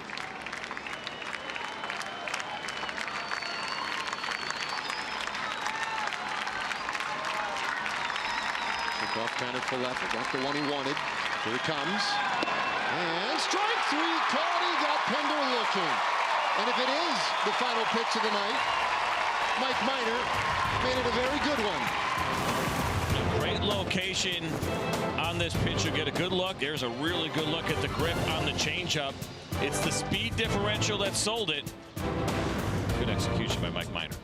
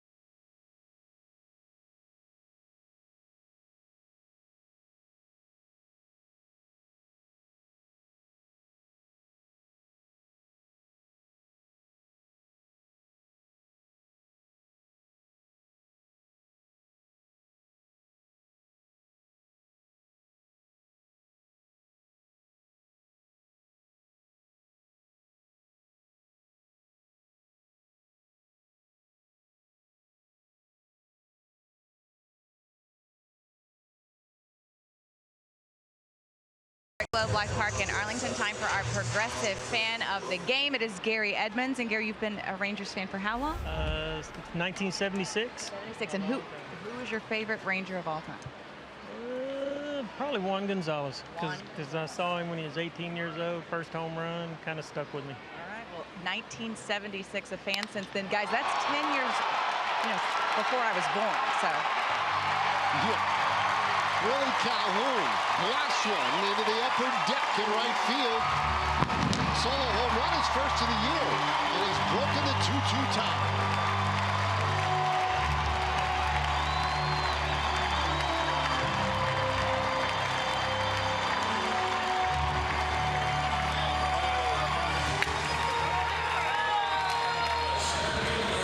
Big smiles for Willie Calhoun after he gets a hold of this fastball and drills it into right field. That's the two-seamer. We mentioned the whiff rate. Not a lot of swings and misses for Montas on this pitch. And usually a pitch that would be difficult to elevate, but not for Willie Calhoun. First of the season, second of his career. He hit one last year.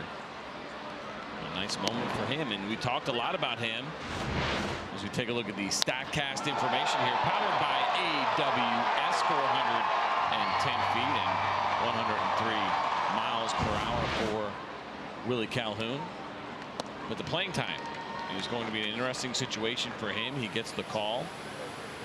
And for Willie Calhoun, a guy, no doubt, doesn't want to look back. There's that smile. Pretty excited, but wants to do everything he possibly can to stay in the big leagues. Of course, Nomar Mazara on the DL when he is healthy, and we'll see when that is.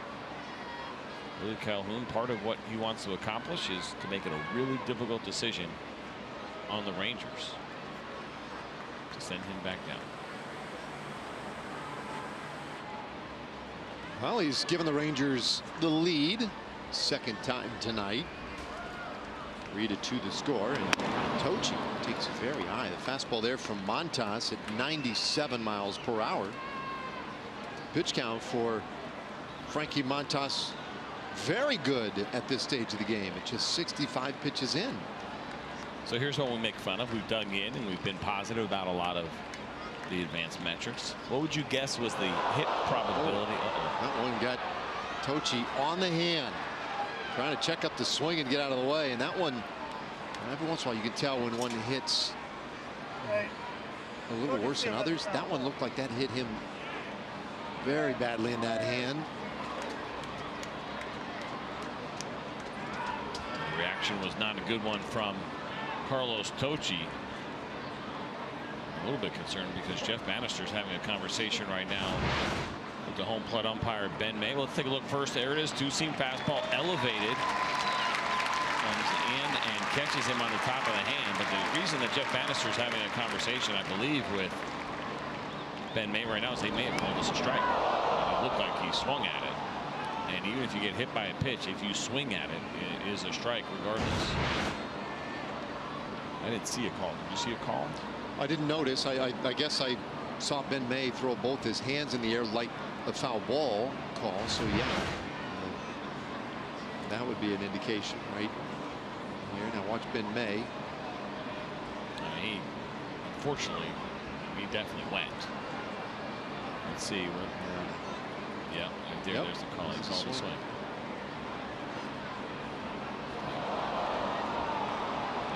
So 1 ball and 2 strikes. That's the other piece of it. Right now they have to see what kind of condition that hand is in. That'd be unfortunate for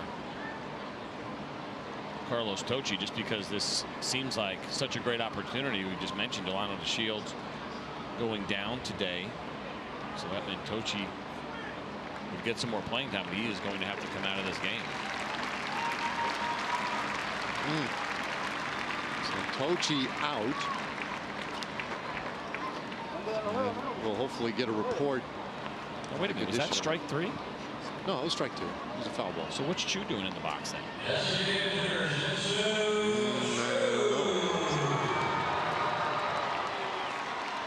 Oh, it was strike 3. Oh, it was strike 3. He struck out. He had a called strike, a swinging strike, a foul ball, took a pitch, and then that one. That was the 5th pitch of the at-bat. And it was only 1-2. So that was a swinging strike 3. That ball didn't hit the bat at all, did it? It only caught his hand. Caught his hand. That's why when he went fist up, I knew he called a swing, but I thought he called it a foul ball. But he actually called it a straight swing and miss. So 1 away.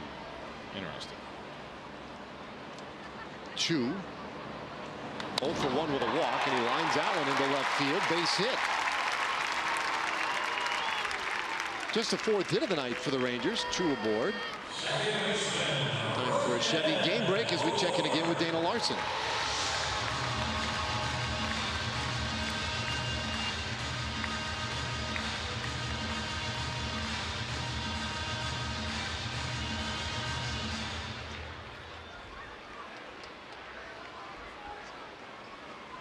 All right, thanks, Dana.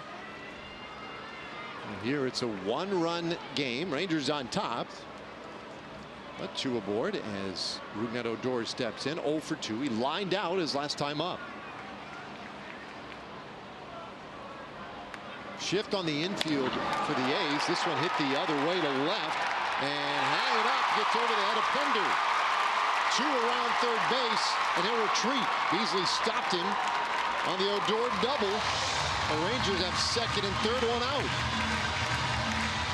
It's been really a lot of fun to watch Rougned Odor lately and to see what he has been doing with the bat. So many good things happening for him. And yes, it's great to see him hit a home run. But when he does this on a pitch that's on the outer half and really outer third, belt high, driving it the other way, not trying to get too big, not trying to do too much, and hitting this ball at 105 miles an hour the other way, absolutely drilling it for a double.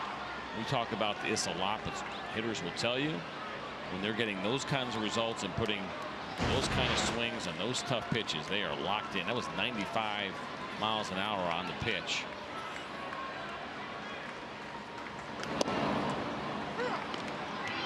Andrews takes a strike. There's another look at Carlos Tocci now in the dugout. Kevin Harmon, I thought, if I'm reading those lips right, it's about him being okay. Hard to say exactly, but it looked like a little more positive posture down there in the dugout. Tocci headed upstairs.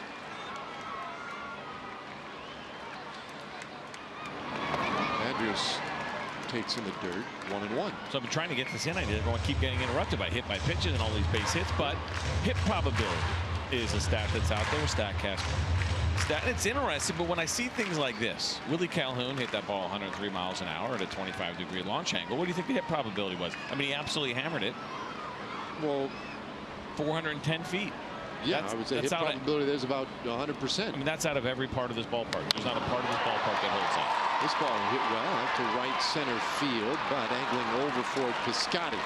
Tagging third is Chu. He'll score. Sac fly for Andrews. And he makes it 4-2 Rangers.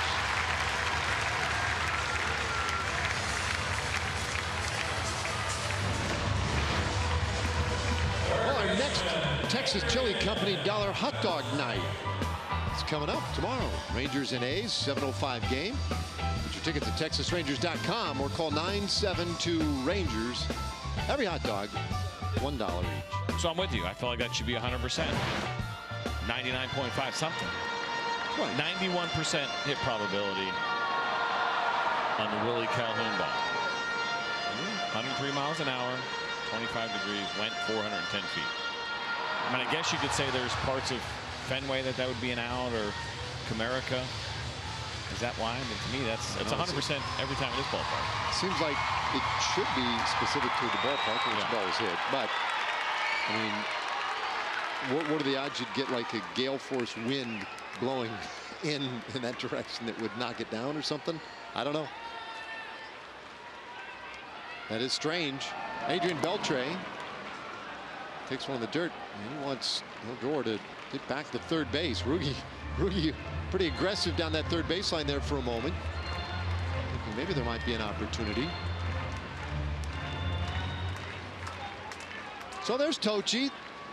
Look, they need him to stay in the game. They don't have another center fielder really. People you can put in center field.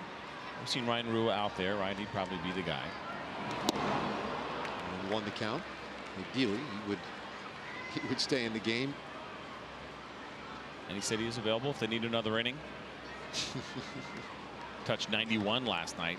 Of the 4 position players that pitched in games in the big leagues, he had the best velocity by far. He got Carlos Tocci by about 5 or 6 miles an hour, and absolutely blew away Anthony Rizzo, who touched 62.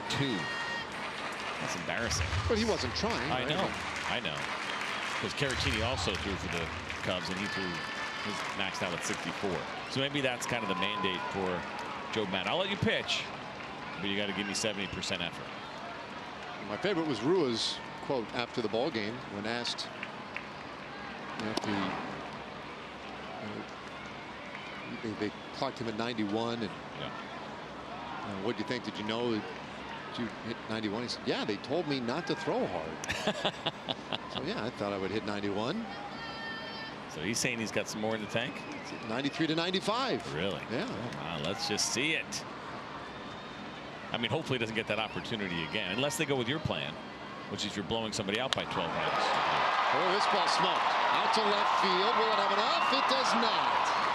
Pinder able to get back to it and reel it in to end the end. The Rangers pick up a couple of runs.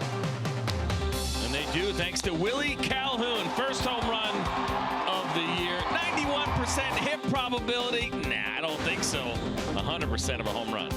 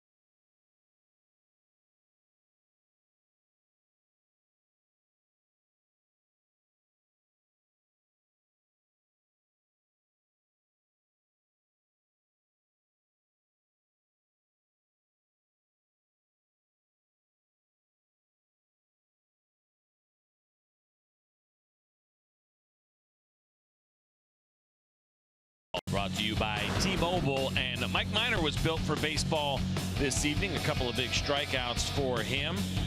Take a look at the work that Mike Minor has done. We talked about that spin rate on the heater. Well, he came up big on a changeup. That was to finish off the 5th inning. The bases loaded. Nice job by Mike Minor tonight. His night is over. It's 5 innings when it was all said and done. And so the right-hander Corey Guerin will come out of the Rangers bullpen and take over here in the top of the 6th inning. Guerin will see the 3, 4, and 5 hitters: Jed Lowry, Chris Davis, Matt Olson. So nice job by Mike Minor to get through that 5th inning. Really battled in the 5th. Kept it a tie game. Rangers then rewarded him with a couple of runs, and he's the pitcher of record.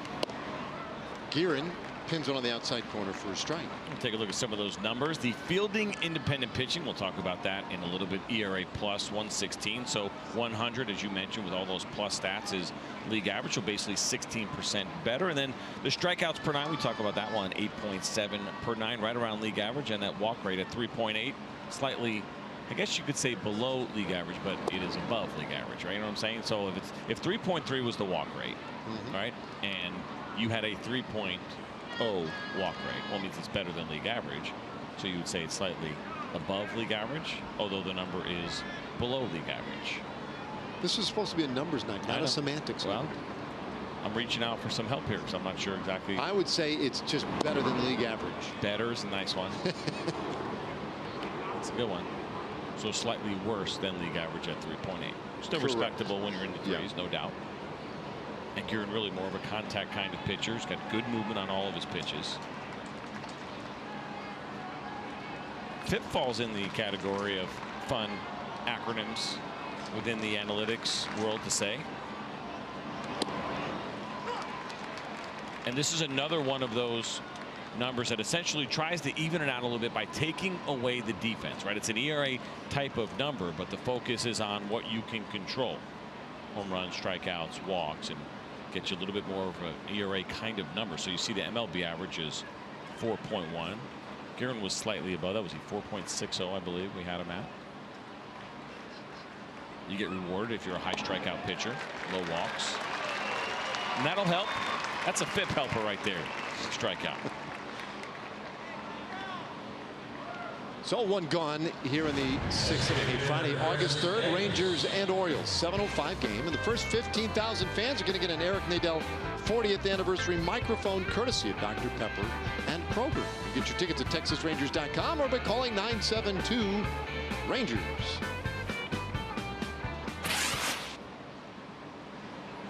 All right, a 2-run game. And Chris Davis, who was 0 for 2, is grounded out and lined out to center field. Takes a rip at the first pitch he sees from Corey Guerin. And it looked like he had one idea in mind on that pitch as that front hip opened up and Chris Davis took a pretty big swing. So after you see that two-seam fastball in, you go slider away. Yep, there it is. That is a beautiful combination from a right-handed pitcher to a right-handed hitter. Get good movement on the two-seamer, get the swing and miss. Now you go the other direction. With a really good slider down and away. Now the question becomes, do you brush him off the plate or do you sweep the slider? Jose would like to see that slider swept. And you want this pitch to finish out of the zone. Whoa, strike three call. Got a call that time from Ben May, and Davis turned back to the dugout. Now, Bob Melvin doesn't like it, neither did Davis. And probably the timing of it too, right? It seemed like it was a late call and very unusual that you'll get this call. And that's at the bottom of the zone, and you can certainly make an argument that it was a strike. 0-2 count, and you miss your spot a little bit, even if it catches an edge. Not always a pitch, tough pitch, I should say, to get called. And I know it sounds silly to say, well, a strike is a strike regardless, but the reality is the strike zone can be a little bit tighter on 0-2 counts. It's just kind of the way it ends up going. So now Matt Olson, who takes a ball. By the way, Tochi stays in the game. He right back out there, had time to make sure that hand was okay, so stays in there out center field still. Obviously kind of working some of it out in that hand, but that's good news. Play with one of those stress balls, right? Probably afterwards. Well, I noticed he was squeezing a baseball as he was heading up the ramp a little bit ago. This one pop foul out of play by Olson. 1-1 the count. Tough night so far for Olson. A couple of strikeouts. So the Rangers with a 2-run lead. Oakland took the opener yesterday, rather convincingly, 15-3. This game a little more reasonable tonight. Working here in the 6th inning.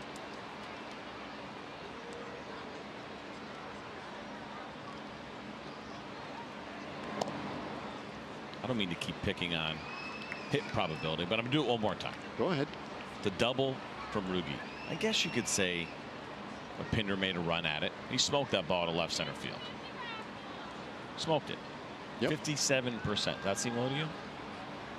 You know, like basically 50-50 that's a hit. Yeah, no, not really. I mean, it seems like that more times than not as a hit, but.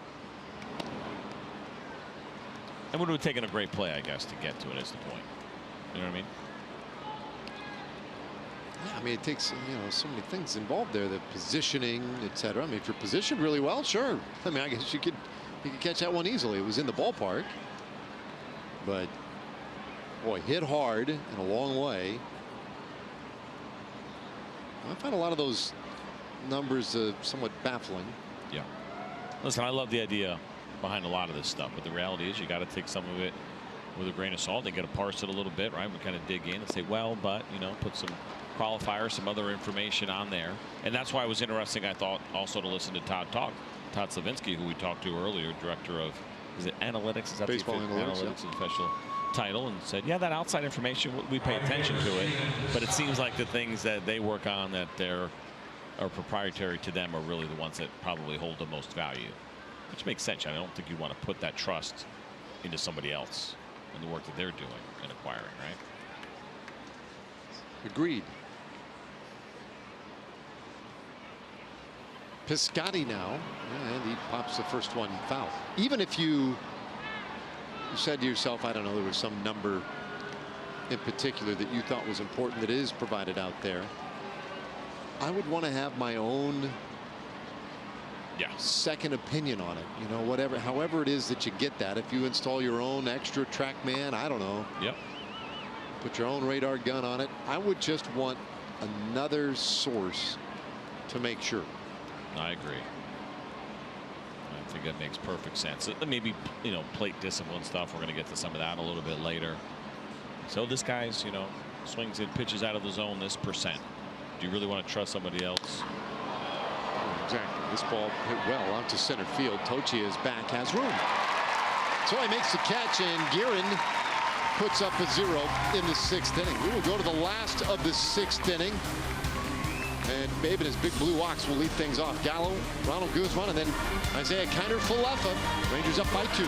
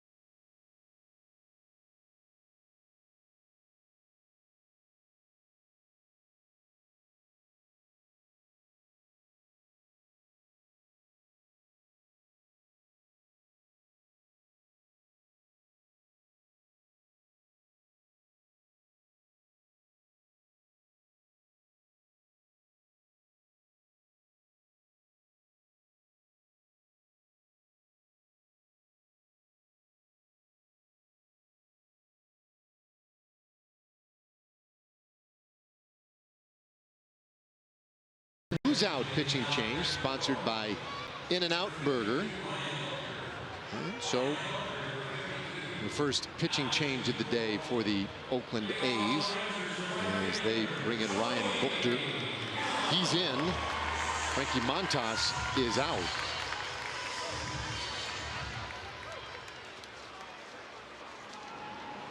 Buchter will see Gallo, Guzman, and Kiner Falefa, a couple of lefties and a righty here in the 6th inning.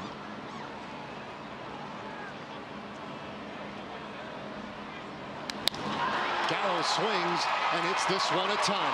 High in the air, deep out to right. Gone! Upper tank for Joey Gallo, and that was a no-doubter. His 25th of the season. And it puts the Rangers in front by 3.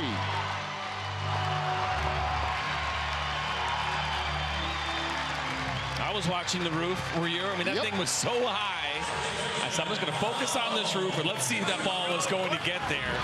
This is incredible. Good look at the grip on a fastball that stayed up to Joey Gallo, and this guy can punish a fastball with the best of them. 91 miles an hour on the pitch. And he absolutely crushed it. My goodness. Now, there's one I'm interested in, and I rarely am, the apex. Like, how high was that? Very. Gives you a little StatCast information. 111 miles per hour. 400 feels a little short, but it was really high. It was just in the first row. Nice play, by the way, by that fan. Bring your glove to the ballpark. Absolutely. It's a much tougher play with no glove.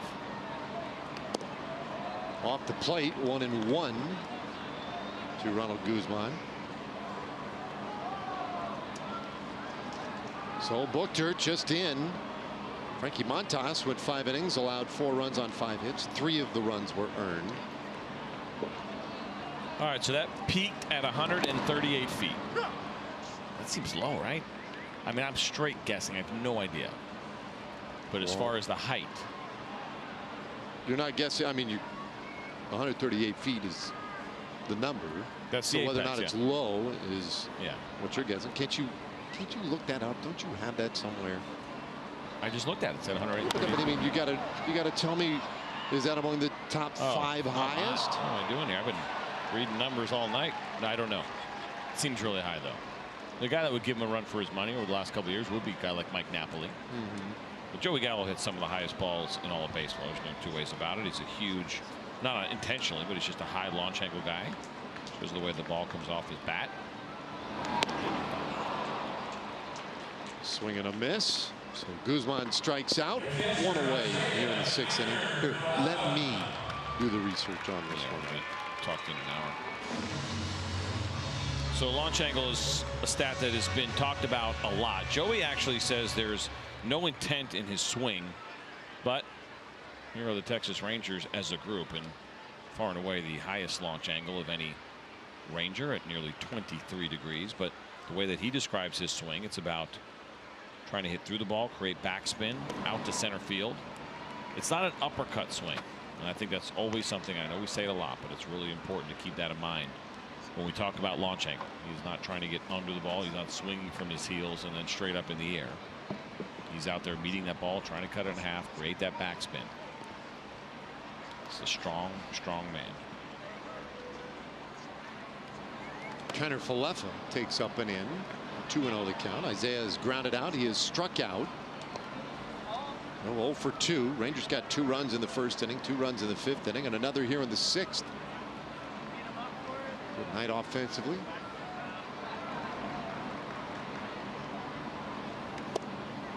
That is on the inside corner for a strike. We check in with Emily Jones. It's interesting talking to these guys about who pays attention to analytics and who doesn't. If they do, which ones they pay attention to. Joey Gallo, when I asked him, he said he pays attention to isolated power, also known as ISO, guys.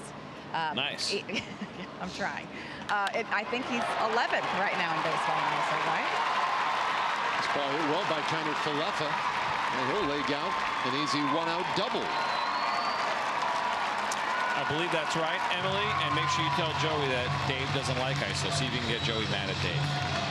That'd be perfect.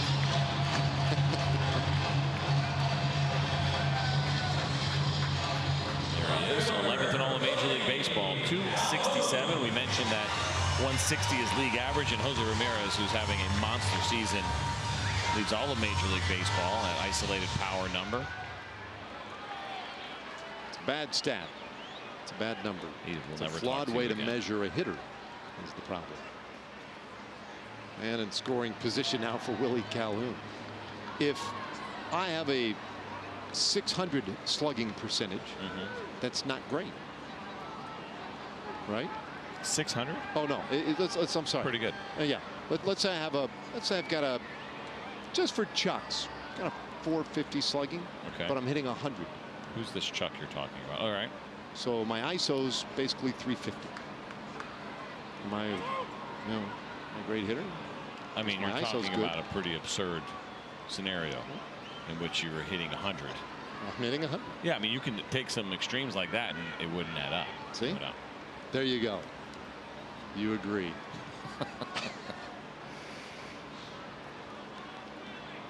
Still working on that Apex thing. I thought you had it. What happened? Oh, man. No, I had a lot of numbers on the screen there for a moment. Like a beautiful mind over there trying to work through Baseball Savant. One of the great websites. So I talk about Baseball Savant the very first time I had heard about it. Spent all of about 3 seconds on it. It was like I drove by, I walked in, I was like, oh no, this is so far over my head, and I quickly X'd out of that one. Then I came back a little bit later and started playing around. It's like dating, you feel your way out a little bit.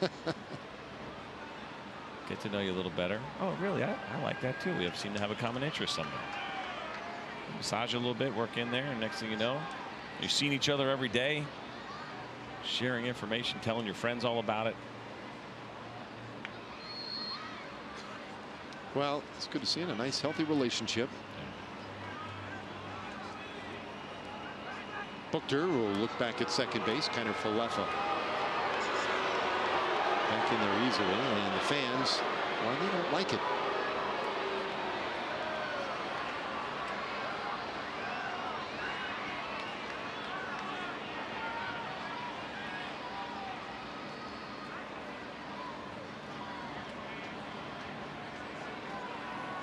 A little cat and mouse going on between these two.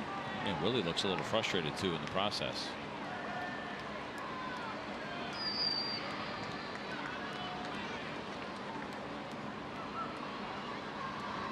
Long last 1-0 pitch, and that one catches a corner. Evens things up at 1-1. He's probably thinking all that for a fastball away. Took you that long to get there to figure out that's what you wanted me to do. Left on left. It's like the most common thing going.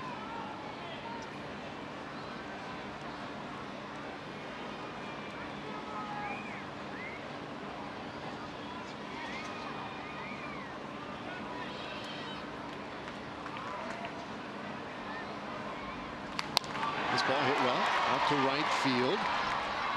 And over Ford Piscotty will make the catch. So two gone. Kind of Falefa has to hold second base.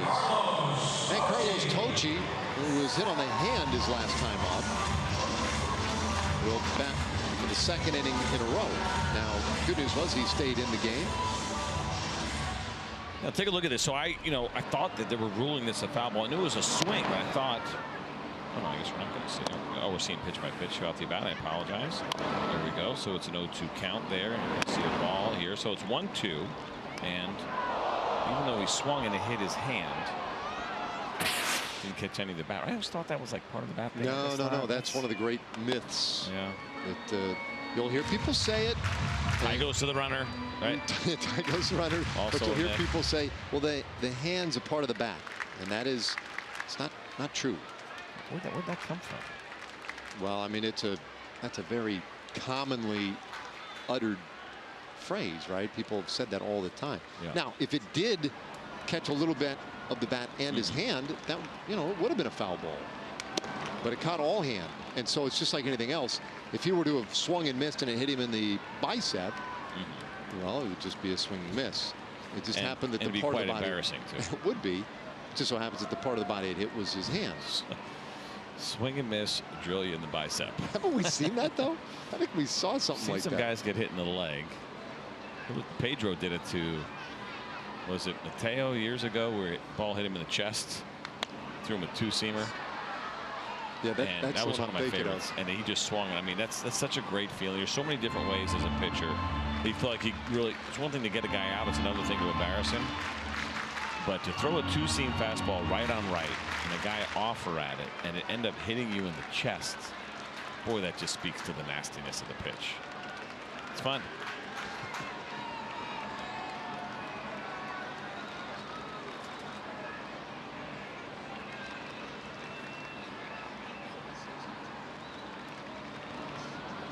Well, ball and 2 strikes on Tochi. Buchter delivers in. Something to watch with Carlos Tochi, obviously not now in this count, but he'll get this regular playing time. I wonder how much we'll see him try to incorporate the bunt into what he does. He's a pretty good runner. We've seen him in the outfield move pretty well. We haven't seen him get those consistent at bats and an opportunity to kind of catch that groove and maybe try some bunts for a hit.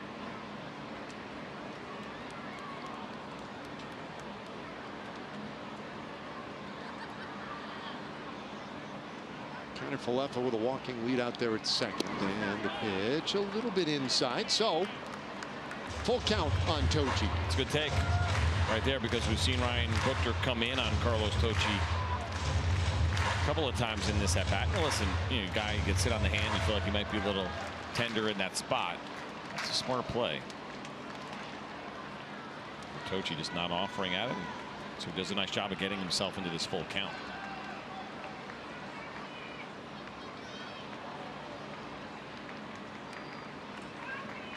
3-2, and he fights it off. So good at bat for Tochi. And this will be interesting to see as he gets what we would expect to be significant playing time here in the coming days. What he's able to do and accomplish. It's such sporadic opportunities so far this year. Rule 5. Draftee on the roster has to remain on the roster all season long for the Rangers to keep him. Otherwise, they would have to offer him back if they wanted to take him off their 25-man roster. Ground ball, and that one is through. A base hit, his second hit of the night. Tanner Falefa around third. The throw will be behind him. Tochi goes to second. Drives in a run, and he makes it 6-2 Rangers. And he's had a nice night at the plate. Good job by Carlos Tochi, second RBI of his career. Of course, that means second RBI this season. And look at all those pitches that were inside. I mentioned that Buchter was working him in. I got to believe that had something to do with the pitch that he took off his hand. And so he's able to get to that 3-2 count, hit another ground ball to the left side, and they both get through for a couple of hits, and he drives in a run as the Rangers extend their lead now up to 4. So for Buchter, meanwhile, this has become a bit of a struggle in the 6th inning. And it's not his pitching coach, it's his manager, Bob Melvin, who heads out there for this visit. And Melvin, interesting. a quick conversation and heads back. So that is interesting. Now, usually, obviously, we've seen this so often, managers going out there, it's 95% of the time it is for a pitching change. What do you suppose was the point or the reason for having Melvin go out there this time? I mean, I'm assuming they're probably talking about BABIP and how that was just probably some bad luck on analytics night. That would be my first guess. Right. My second one, I'm actually a little flustered on that, because when you do see the manager, sometimes it's the pump me up, or it's a starter who's been there a while, and the manager wants to go out and read the body language and see how he is before he makes a decision. So that was an interesting one. I'm not exactly sure what the message would have been. I mean, it's a ground ball. It's, Carlos Tochi did a good job, but it's still a ground ball to the left side, and you hit it 5 feet to the left or the right, and it's probably a ground out. So really nothing you can get too worked up about. And I don't think it was necessary about strategy to chew necessarily. It's an interesting one.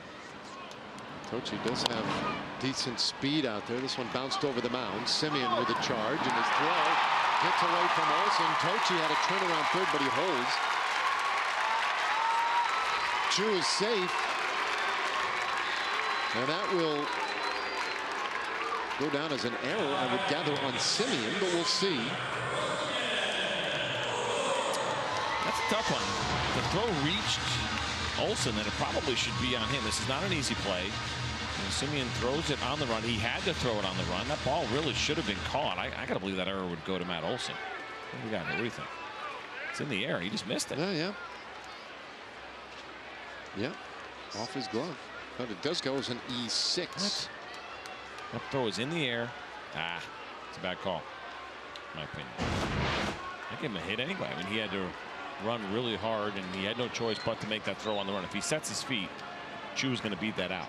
More often than not, when an infielder has to make a throw on the run, you don't give him the error.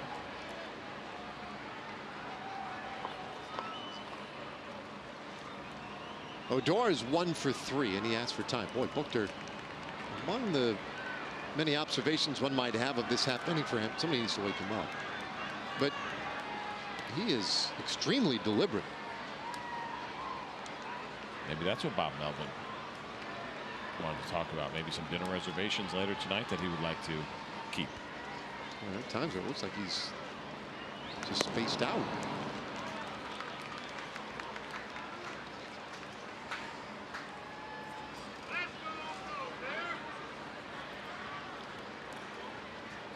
There was a time when you pitchers would like to try to breathe through your eyelids. Yeah.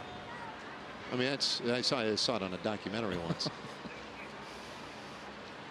It looks like maybe that's what he was trying to do.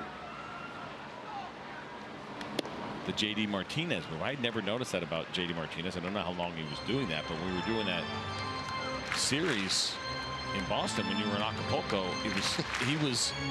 every single between every pitch, step out of the box, close his eyes, huge deep breath, and then get back in the box. And I was like, oh, well, this guy's great, and that's awesome, but let's go, man. Rob Manfred's not having that. Get in there. Buchter throws over to first. It looked like Chu had much of a lead at all. And sometimes those throws over to first aren't necessarily to pick a guy off or even keep him that close. It's just to buy more time. This will be Buchter's 25th pitch of the inning. He's already allowed 2 runs. Rangers have him on the corners. Currently a 4-run lead, trying to add to it. And Rugi, maybe the most threatening bat right now in this Rangers lineup. Buchter trying to avoid him. Tell you what, and you kind of notice how slow he was working. And pace is a number that we bring up, that pace stat. Any guesses, Ryan Buchter, this year? I bet if you asked Bob Melvin, he'd say too long. What do you think right now looking? 24. 27. Too many. 22 and a half is league average. It gives you an idea. As far as how quickly a pitcher works in between pitches. I don't realize that about him. There's certain guys that stick out. Pedro Baez is kind of notorious for being unbelievably slow. What's really great about this is that Blake Trinan's even slower. Really? Who's in that bullpen. 28.5. That's not gonna cut it. Now Buchter's fallen behind 3-0. And Rugi's taking. That's ball 4 there, loaded up. And that's going to do it. Bob Melvin can't watch anymore, so he signals to that bullpen. And Buchter leaves them loaded. He's already surrendered 2, responsible for all 3 runners. And he's going to hand it over to a new man out of that pen. Rangers up by 4.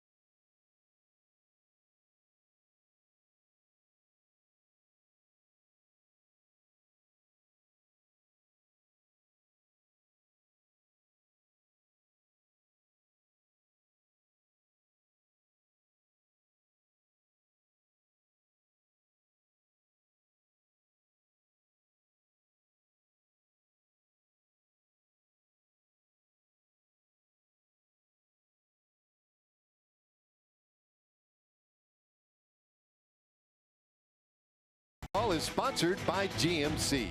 Visit your local GMC dealer today.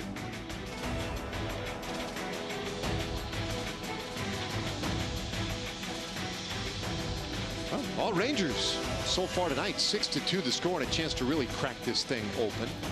A little reminder coming up on Saturday, August 4th, Rangers and Orioles, 7:05 game. The first 15,000 fans get a Vladimir Guerrero Hall of Fame bobblehead, courtesy of Allstate. Now, tickets available at TexasRangers.com or by calling 972-RANGERS.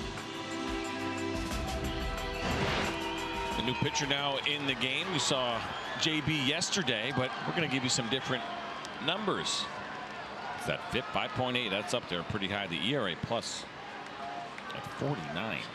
It's been a rough go of it. You can see why. The walk rate at 5.7 per 9. The strikeouts pretty good, slightly above league average.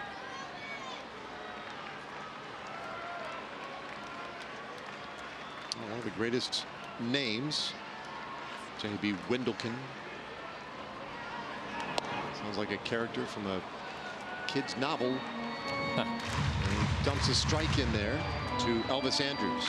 So we just did the promo for Vladimir Guerrero. Vladimir Guerrero Jr. with the Toronto Blue Jays is absolutely crushing it right now. He's 19 years old. He's hitting better than 400 in Double-A right now. It's in New Hampshire, the Double-A affiliate for the Toronto Blue Jays. There's a lot of excitement surrounding him. Mark Shapiro came out today and said he will not be skipping Triple-A. Well, the fans want to see him. They're pretty excited about who this kid is. So Vlad's son is absolutely crushing it. He's played at 3 levels so far this year. He's hitting combined .404 with a .452 on base percentage. No PS over 1,100. 12 homers. This guy's pretty special. He's 19. It's amazing what we're seeing with these kids. Soto and guys in later Torres, what he's done at 21 years old. Ronald Acuna Jr. Some absolute studs coming out of Latin America at a very young age. A big spot right here for the Rangers. Bases loaded. And Wendelken. This is way off the plate. Andrus patiently taking that one. Elvis has a sac fly. He's also singled and scored a run. But though the Rangers have had a good night offensively, it could become a great night with one swing here. Tochi singled this inning. He's at third. Chu at second base, having reached on a 2-out error, and Odor walked on 4 pitches to end the evening for Ryan Buchter. So Wendelken inherits quite the mess here. There's 1-2 pitch, and Elvis will get another. Good example of high velocity, using it up in the zone. It's a great job by Elvis to foul that off. You know, it's the kind of pitch that we say, yeah, good job, foul ball. It's 98 miles an hour at the top of the zone. And whenever you have high velocity at the top of the zone with good spin rate, the ball gets on you really quick. You got to have quick hands to be able to get to that and be able to foul it off and not swing and miss. Check swing, that one in the dirt. He did not go. Good call, Mr. Hand. Yeah, it's spitting image. Yeah. The late Mr. Hand. Take this from the side. Good job by Elvis. Really nice job by him. Listen again. Fouls the ball off. Checks the swing. There's Spicoli's history teacher. Is it world history or U.S. history? It was world history, right? Because they were eating pizza, talking World about history. Cuba. If I'm here and you're here, I think that makes it our time. Here's a 2-2. And this ball hit well. Deep to left. Grand slam. And Andrus has cracked this one open. On a 2-2 pitch. Elvis hits his 4th home run of the year. And it's 10-2 Rangers.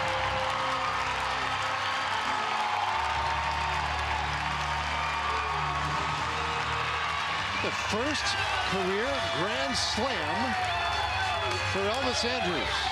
And what a couple of nights it has been for him. Last night he got his 1,500th career hit. And now he gets his first career Grand slam. What a cool moment for Elvis Andrus. The power has really become a big part of his game over these last couple of years. What a fun moment for him and his teammates. Super excited for Elvis Andrus. Beltre takes a breaking ball for a strike. Let's take a look at the fastball up and in. This was a really good at bat. Our Fox Tracks had that actually in off the plate, 96 miles an hour off the bat, nearly 370 feet. And if you caught that ball, hold on to that ball, that's a pretty special one. This ball lifted down the right field line, curling away foul. 0-2. 5 RBIs tonight, and that is a career high tying 5 RBIs for Elvis. So you're right, a couple of fun nights for him. And with Beltre up there now, the Rangers have batted around.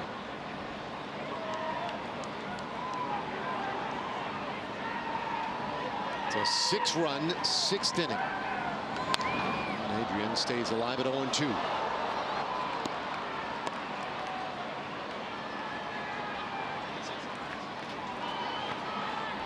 We saw the A's last night send 10 batters to the plate twice in that game, so it's certainly good to see the Rangers with a little bit of payback. A game they lost 15-3 last night. Maybe we'll see an Oakland A's position player on the mound. Foul ball. Possible. We saw 2 Rangers do it last night. Carlos Tocci, Ryan Rua, both making their big league pitching debuts.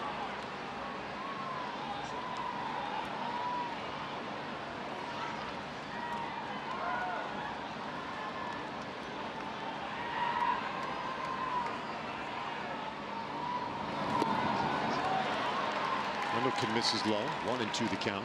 So Adrian drove it a run on the first with a sac fly. He's flied out twice since then, once to right, once to left.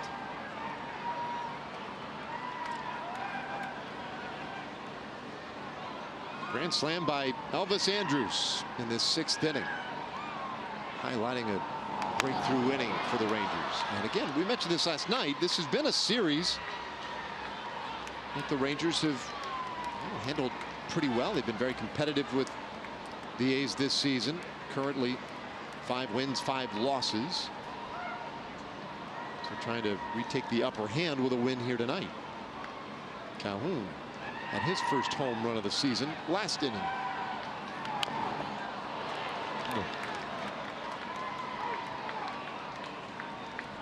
Putting together some good at bats here against Wendlekin.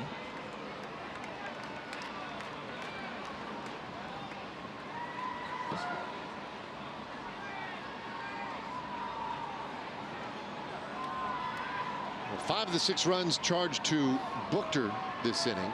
Buchter and Wendlekin have now combined for 40 pitches in the inning. The 1-2. Swing, and this one lifted high in the air out to left field. Pinder circling over to his left, and he'll make the catch. So the inning is done. A 6-run inning for the Rangers. It started with Joey Gallo sending a blast way up into the sky for a home run, and Andrus capping it with a grand slam.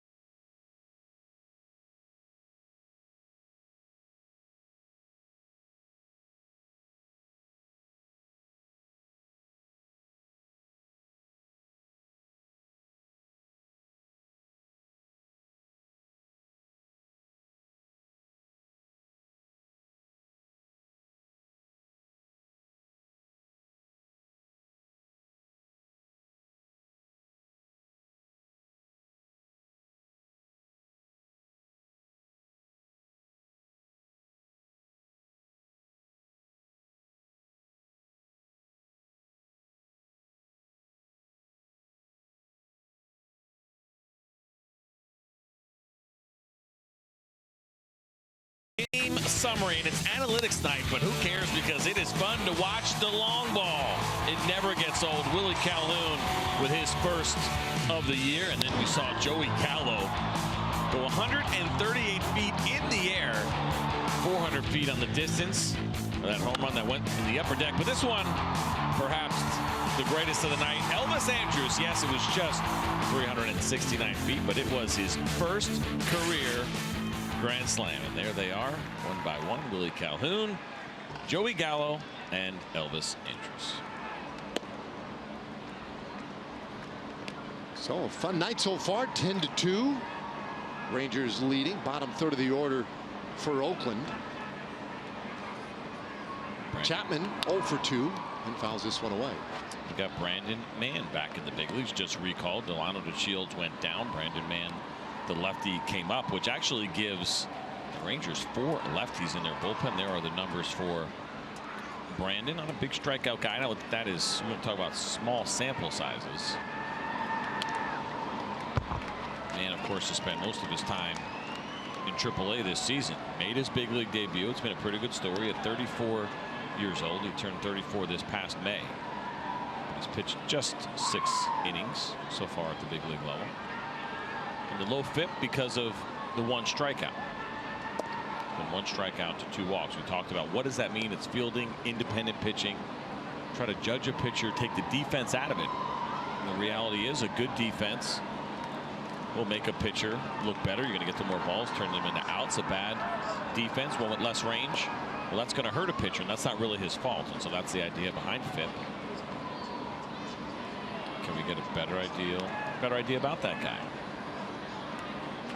You love talking about the plus stats. Doesn't mean they're great just because they have a plus next to them or better than everybody else. It's not like Fox Sports Southwest plus. ERA plus. I'll read that for you. Normalizes a pitcher's ERA because what it takes into account the league ballpark factors and opponents. If you're right at 100, then you know your league average. If you're 120, you're 20% better than the league. Another good number. The idea there is comparables, right? The idea of trying to compare players to each other, and again, taking the things that are out of their control out of the equation. It's a fun little exercise. There's been some fantasy leagues that pop up using more advanced metrics, so I think it's kind of a cool thing to do. In the dirt, that one gets away. Chapman to second base, and the count 2-0. Favorable spot now for Canna, who had a home run a little earlier, and so that's a wild pitch on Mann. So Mann's ERA plus at 3.25. So S cubed. S cubed? S cubed. Come on. What does that mean? I'll give you a little time to figure it out. You just gave me one of his numbers. I say to you S cubed. We might be operating on different planes at the moment. We mentioned it earlier. There's one of your hints. S times S times S. Think acronyms. It's a phrase we used earlier tonight. You told me Brandon Mann's got a 3.25 ERA plus. Yeah. I tell you S cubed. Stevie looks a little puzzled too. Yeah. Love it. That's, small sample size. Come on. Get with it. There's ball 4. Todd would have nailed it. Back-to-back walks. Yeah, probably. Is that a thing? Do you guys say? Is that what you say? No. S. I just made it up. Okay. So why don't you give me your favorite? Salted caramel ice cream. No. Wait, what? Analytical tool, number, whatever. So I like these. O-swing percentage. O-swing talks about going outside of the zone. I love to know that about hitters. Who's going to chase? I do like ground ball percentage, and that's not necessarily an advanced metric. It's just basically counting things that we always knew were going on. I like to know which pitchers keep the ball on the ground. I want that guy coming in in double play situations, runners on base, or maybe guys that hit the ball in the air a lot, whatever it may be. And I don't really care for barrels. We mentioned that earlier and kind of talked about why. And barrels is an interesting idea, and I get the idea behind it. I just don't like using it because that's a term that's already existed in baseball. We say a guy barreled a ball. Well, that means he hit it really hard. And what that stat has done is so, well, now you have to hit it hard, better than 99 miles per hour. And then you also must hit it at a certain launch angle, give you a pretty good, decent chance of getting an extra base hit. I just want you to call it something else. I don't have a problem with the concept. I just hate the name. 2 hardest hit balls tonight. Rougned Odor, 112 miles an hour. Force out. That was a ground ball. Ronald Guzman, 111 miles an hour. It's a force out. That was a ground ball. Don't tell me those guys didn't barrel those balls. Of course they did. But when you have a -3 launch angle and a 2-degree launch angle on the 2 hardest hit balls tonight, they were barreled. So I don't like that one. Apologies to whoever created it. Line foul by Lucroy. And what else? Oh, and launch angle. Launch angles. Here's the idea. It's good to have the data, but it's not great to talk about it. It's certainly not great to talk about in a broadcast. I think it flies right over people's heads, myself included. And you just don't know what to make of it. Launch angle? I mean, we know, okay, what's a good one, what's a bad one. Pretty simple. But I know what it is. My point is, does it really have a lot of value when you're trying to evaluate players? Now, Joey Gallo's got a monster launch angle. High pop up out into short center. Tochi takes care of it, 1 away. I just, as an evaluation tool or something I'm looking into when I'm trying to acquire a player, breaking down a guy when you and I are doing it during a game, I just don't see the value in bringing it up. I understand what it measures and when we talk about it, but it's just one of my least favorite. And I go back to the way we present the game on television. Right? Like, we're doing this for one night, we're digging in, and some people love it, some people don't care for it, and that's okay. It's a 162 game season. We want to try a little different spin here and hopefully educate some people, enlighten some folks. But the reality is how we present the game throughout the season on television, I think, is important. I just don't ever imagine a kid sitting in his backyard with his wiffle ball bat and pretending that he just hit a home run like we all did as kids. And I just hit a home run off Brandon, man. It went 32 degrees off the bat. Like, no kid's going to do that. And so I think how we bring the game to television matters, and launch angle is one for me that just doesn't have a ton of value. So you're more into the apex. Yeah. It went 138 feet in the air. Yeah. I could totally see a kid doing that. The spin rate on that fastball was 2,400 RPMs. Ooh, this one smashed down the third baseline. The extra bases for Simeon. Chapman's in. Canna's being waived. Calhoun corrals it out there, and it's a 2-run double for Simeon to make it a 10-4 game. So those back-to-back walks end up hurting man. And here comes Jeff Bannister, and he is signaled to the bullpen. So that is all for Brandon. A shorter outing tonight. And the Rangers go deeper into that pen, but up by 6.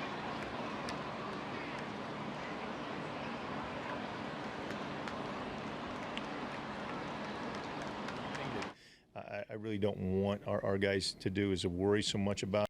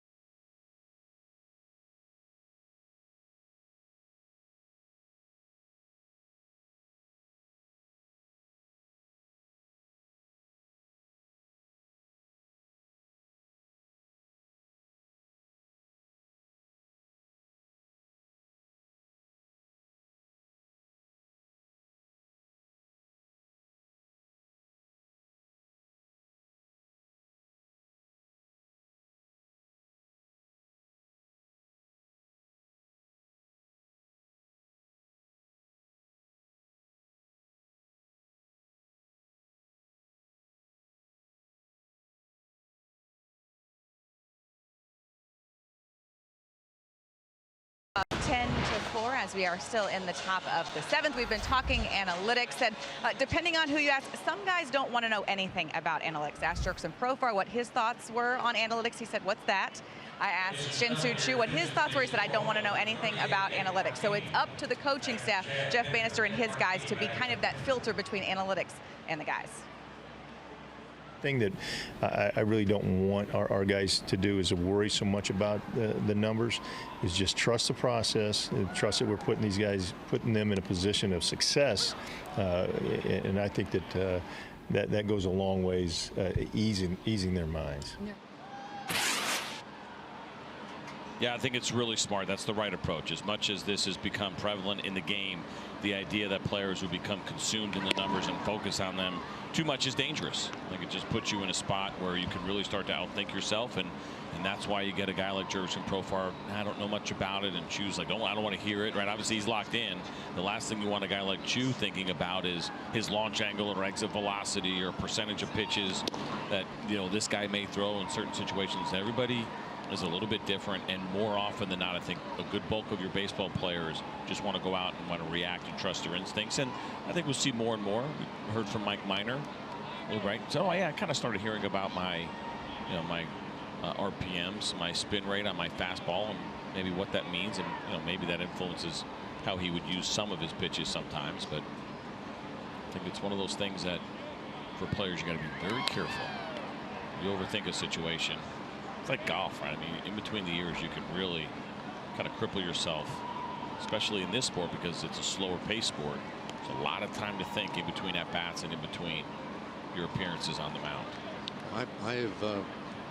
I've witnessed it on the golf course. Yeah, you played with Jose Leclerc a couple times. Jose is in here in the 7th inning with 1 out. And the runner Simeon at second base. It's a pinch hitter, Nick Martini, at the plate, and he lines that one into left field. Another base hit. That'll get Simeon to the plate, make it a 10-5 game, and Martini ends up with an RBI double.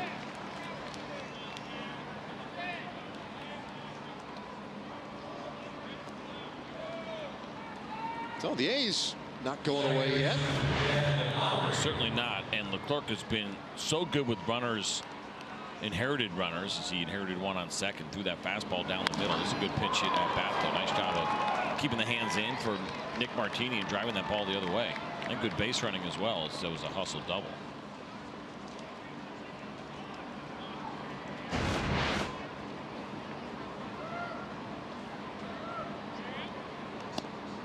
Well, things get a little tougher now. Jed Lowry, the switch hitting second baseman, takes ball 1. Lowry is homered tonight, 1 for 3.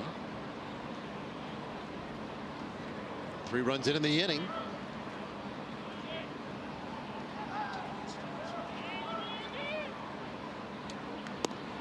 Swing and a miss. Now Leclerc has been fantastic, and in fact, as we enter this final week before the trade deadline, you start hearing his name pop up now and again. A lot of the national writers and the guys tracking as best they can all the trade rumors. Seems like a guy who would have some significant value to a contending ball club. But it's a tough spot when you're the Rangers. Young guy, controllable, with such great abilities, and really only this year figuring out maybe how to corral some of those things. We saw the same stuff last year, but just the youth presented itself as well. This year, pitching with confidence, and you wanted the upside might be really, really high for Leclerc. I agree. It's 4 more years of control that you have with Jose Leclerc after this one, right? So imagine any team that acquired him, essentially to have him for 5 playoff runs this year and then the following 4 under control. And I'm with you in the sense that I think that we're seeing a really good version of Jose Leclerc this year, but there's more room. And the one area that we've talked quite a bit about has been that walk rate with him, but he is without a doubt as confident as we have ever seen him. He's throwing the ball extremely well this season. Does a really good job of keeping the ball in the ballpark. Not allowed a home run yet this year in his 35 innings.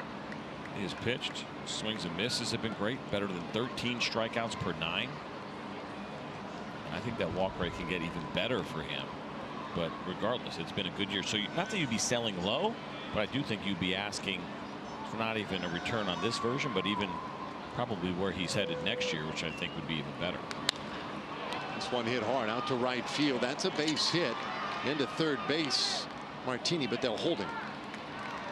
Oh, it's a single for Lowry, and now the A's have men on the corners here. It's still just the one out. And the walks are unfortunately what really killed you when you start this inning for Brandon Mann. You know, back in the big leagues with an opportunity. There's always going to be some jitters that first time out and everything else, but you get that kind of lead and you come in, it's 10-2. You want to make sure you're pounding the strike zone. That's really important. And those couple of walks kind of set this inning off.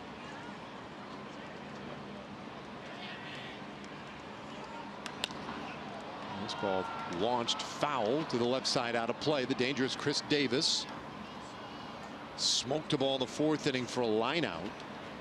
He's also grounded out and struck out looking today, and he was not happy about that strikeout in the sixth inning.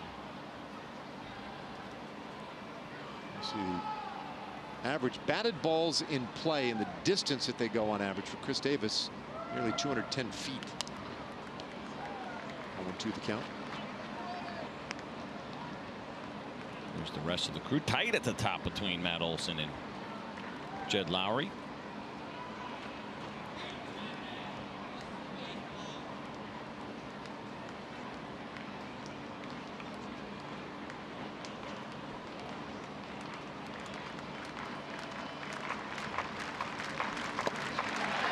Big swing and a miss, and that's a strikeout of Davis.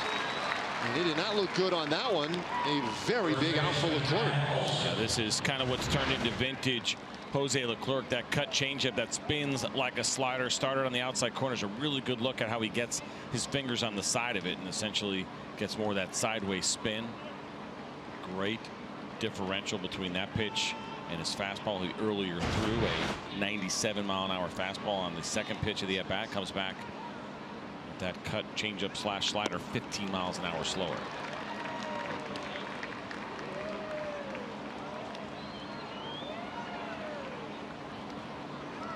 No balls, one strike on Matt Olson. 10-5 our score, but a pretty healthy opportunity right here for the A's with 2 men on, and will tap her back toward the mound. Leclerc underhands it to first, and the inning is done. So the A's leave a couple of men on. They get 3 runs in the inning, but we go to the bottom of the 7th inning with the Rangers up by 5.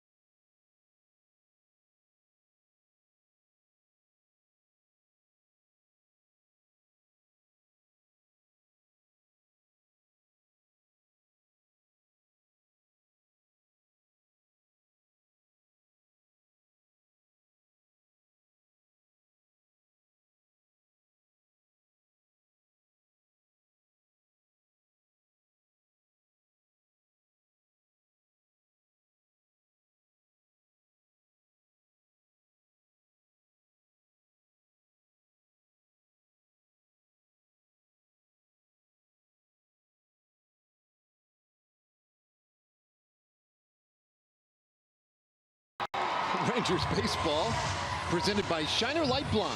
It's light, done right. Oh my. Got him moving in the aisles tonight. Oh boy. Cotton candy effect. What do you think? That is awesome. Some moves. Another guy who's had some moves and shown us some tonight, Joey Gallo. He will lead things off in this bottom of the 7th inning. Rangers leading by 5. The first pitch from Wendelken finds the outside part of the plate for a strike. Last inning, Gallo hit that towering home run. I did my best, but failed miserably at trying to find any information on average apexes and that sort of thing. Very high, 1-1 the count here to Gallo. New left fielder Nick Martini straight up after pinch hitting.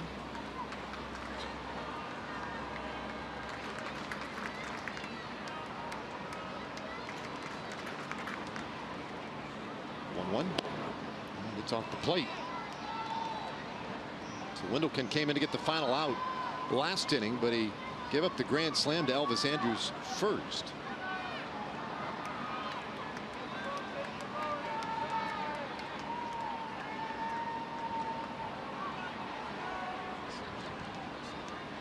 The 2-1, and that's on the outside corner. Even things. 2 balls and 2 strikes. So Gallo, a walk, a home run, and a fly out to center field. He does seem to be a good deal more comfortable hitting here at home than he has on the road, at least recently.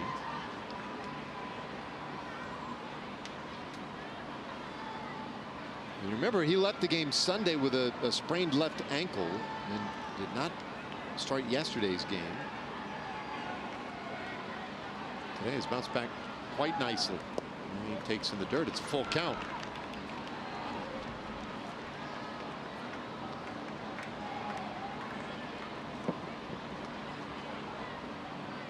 Rangers got 6 runs last inning. Really give themselves a little cushion. The early return on these first 5 games back since the All-Star break has been, look out for the offense in the second half, both sides. Rangers have been on the wrong end of a couple of big games, but double-digit runs here tonight. And a shutout the other day. But generally speaking, offense has had the upper hand, and there's a breaking ball off the plate. So Gallo walks to start this 7th inning. Time for a Chevy game break. Checking again with Dana Larson. First baseman, Ronald Guzman.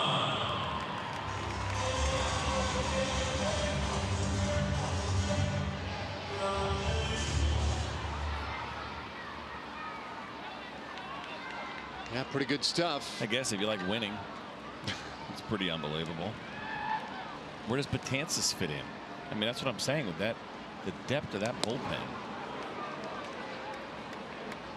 Well, that'll be for Aaron Boone to sort out. I mean, he has some nice weapons at his avail. I'm sure he's not losing any sleep over that. Now what am I going to do? Yeah. It's a little different, right? When you don't have the pieces and you try to figure out how you're going to finish off a game and then it doesn't go your way, you lose a pretty decent amount of sleep when you're a big league manager.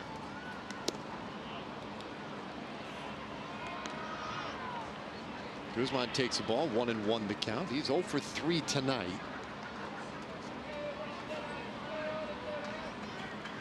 Yesterday had a double and an RBI.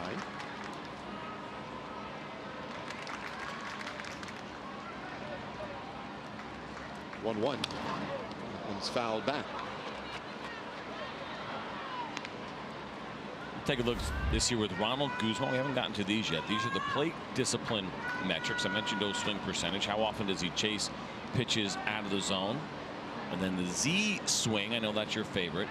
Do like it. Yep. Pitches within the zone. That's right around league average. The O swing is a little bit high. Rounded up to 37%. League average is 31. And then just overall swinging at 50% of the time, where the league is swinging 46%.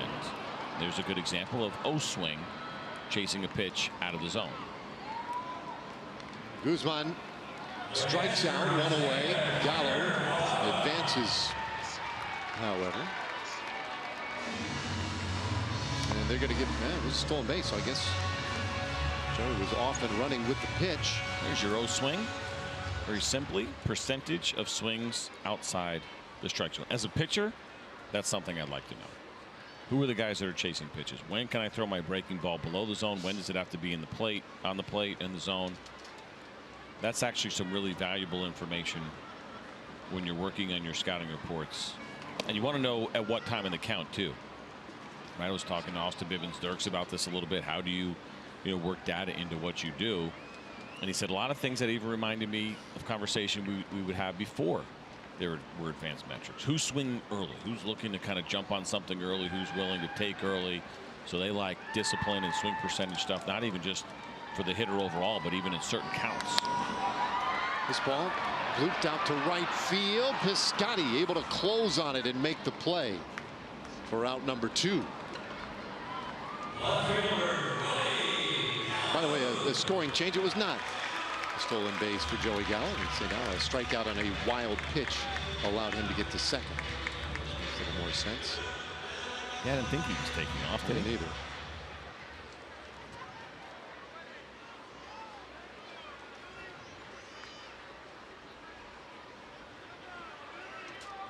So Willie Calhoun.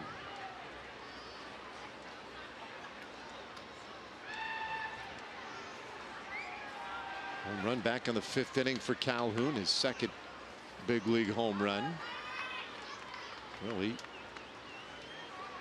just called up here on Friday for the first time this season. Sits safely in 3 of his first 4 games now in a Rangers uniform. There's a little S cubed for you. Got to be careful as we dig into the Willie Calhoun. Remember what S cubed was, right? Small sample size. I don't think I'll ever forget that. Will you ever use it on your own? Never. You don't think so? Not even a chance. I think you'll use it once. That is just never going to happen. In my honor. But I do plan to make up an acronym of some sort tonight, hopefully, for your benefit. Thanks. I mean, it has to be a common phrase. You can't be a buzzard's luck or one of those. The old AB got some ABL right there. Well, it is. That's a common phrase. Ground ball right side, and that one fielded by Jed Lowry. They throw out Calhoun. The inning is done, so the Rangers go quietly in the bottom of the 7th inning. 8th inning is next. Rangers up by 5.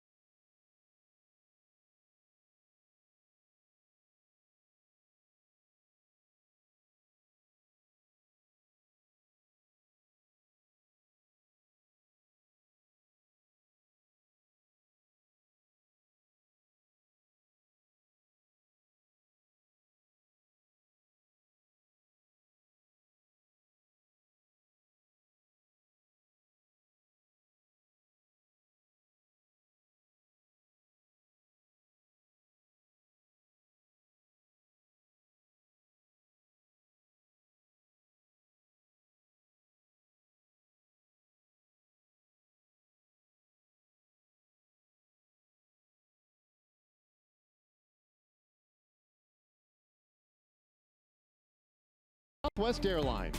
Low fares, no hidden fees. That's transparency. By Ford.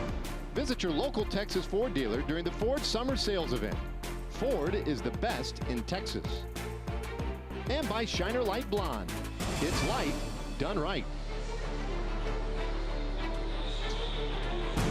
Fun night for the offense tonight, leading 10-5 here in the 8th inning. A MLB at-bat is your #1 Rangers app.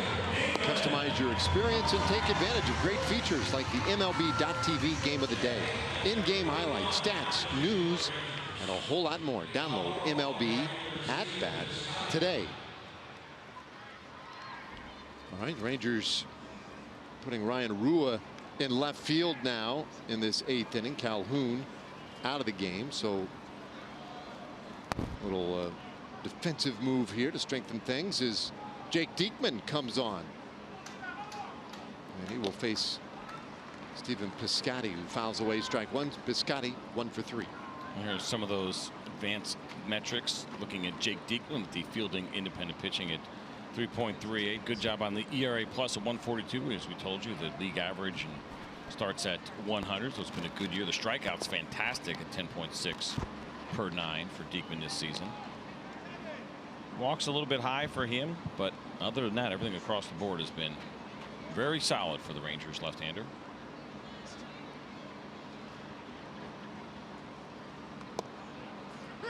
Puts that one right in there for a strike. 1-2 the count.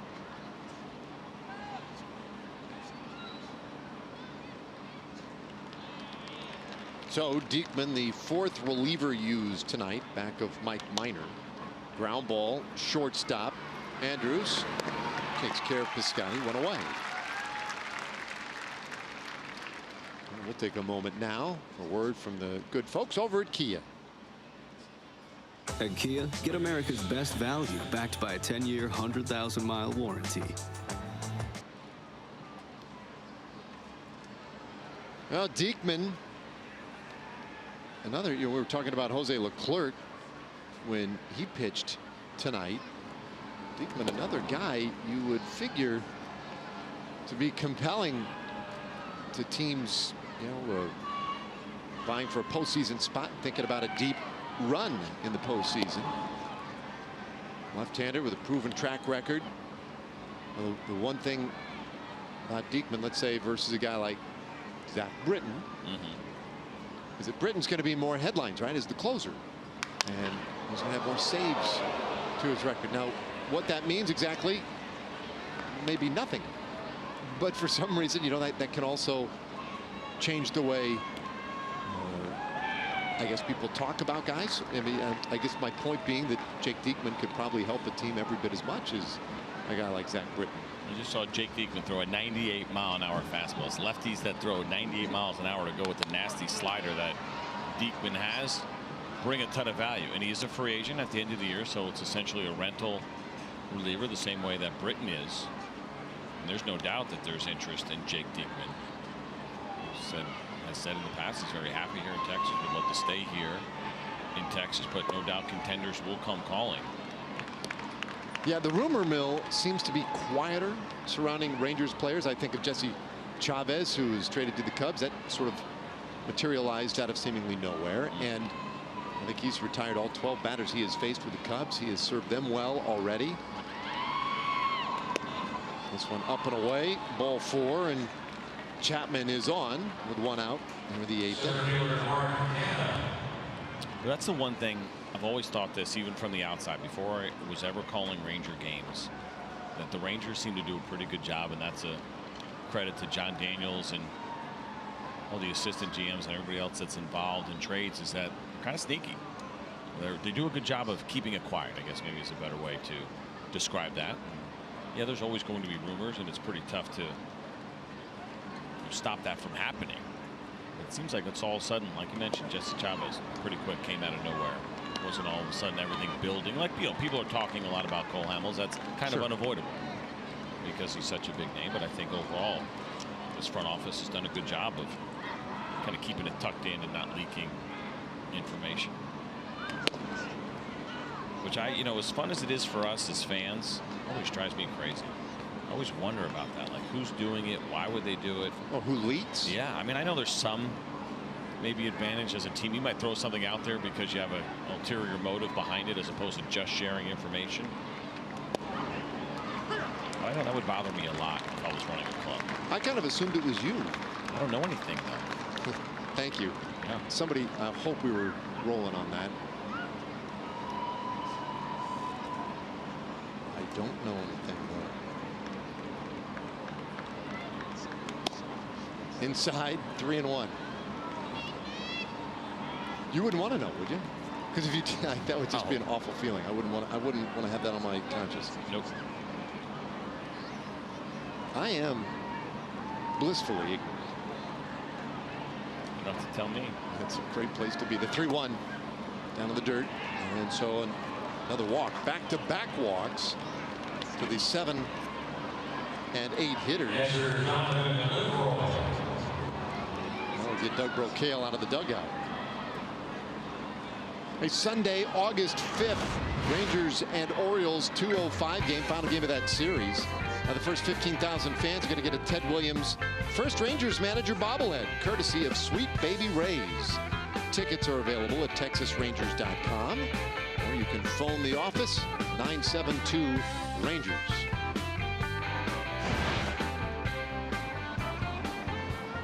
All right, visit done. And now Diekman to go to work against a former teammate, former catcher, Jonathan Lucroy, his former catcher. Lucroy still is a catcher. I mentioned this yesterday when Cole Hamels was facing Jonathan Lucroy. I mean, the same goes for all of the Ranger pitchers. He's thrown to Jonathan Lucroy in the past. He knows your stuff. He knows where you like to go. You've had a lot of conversations about what you're thinking. He has seen your pitches more than anybody else, right? That's the other part. Like, people talk about, well, you can read a scouting report and watch video all day long, but it's not until you actually step in the box before you get a real good feel for what's the fastball look like, what's the spin on the slider. Well, when you're a catcher, you're just acquiring all kinds of data and experience from your teammates who eventually turn into your opponents. I hated facing, I mean, you talk about, I mean, actually, maybe you're surprised. You'll be surprised to hear that I really outthought myself in those situations. Oh, that is interesting right there. I never guessed it. Well, he knows I like to throw my fastball in, so let me try a changeup up and in. Something you would never do. There it goes. 2 pitch, and that one lifted foul.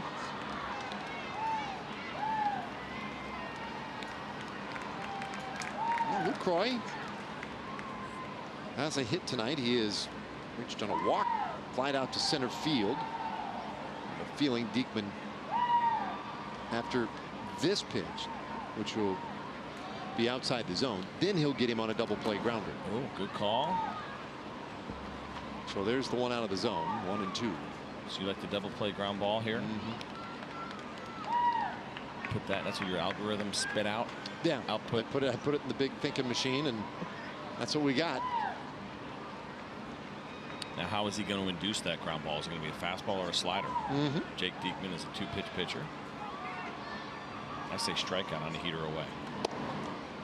Ooh. Tried to. Finished in. You saw the reaction there from Isaiah Kiner-Falefa, who had to work a little bit. Watch, look at the setup here. This might have been a strike. Foxtrot's had it in the zone, but because Isaiah had to come so far across, and at 96, he just wanted to make sure he caught that ball. And the idea of trying to frame it up and give the home plate umpire a good look, that's quite the challenge with that velocity.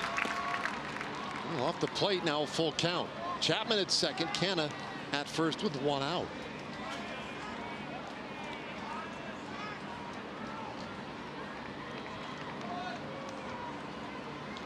Minor went 5 innings. Cody Guerin pitched a scoreless 6th. Brandon Mann ran into a little trouble in the 7th inning where Clerk got him out of it. Now it's Diekman. Time called. So here we are. Take a look at Jonathan Lucroy, below average or better than average. Oh, we're going to do that again. He's good at not chasing pitches out of the zone. He's certainly a patient hitter, has been over the course of his career. Well, that one inside and gets away. Everybody will move up the base. Well, it's ball 4. So they're loaded.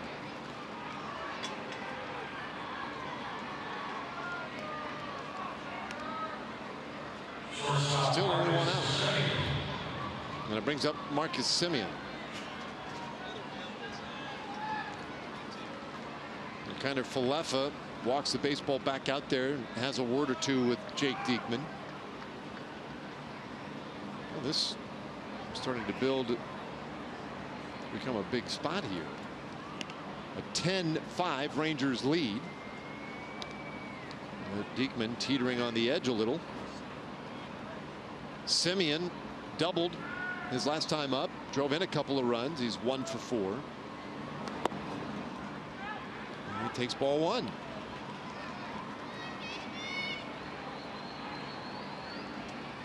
A lot of things I suppose you could have anticipated. I was not ready and did not see Diekman walking the 7th, 8th, and 9th place hitters in a 5-run game. Now you see Jake still has the really good velocity, but the release point is getting away from him. That's what you can tell here. And he's pressing a little bit, trying to find it.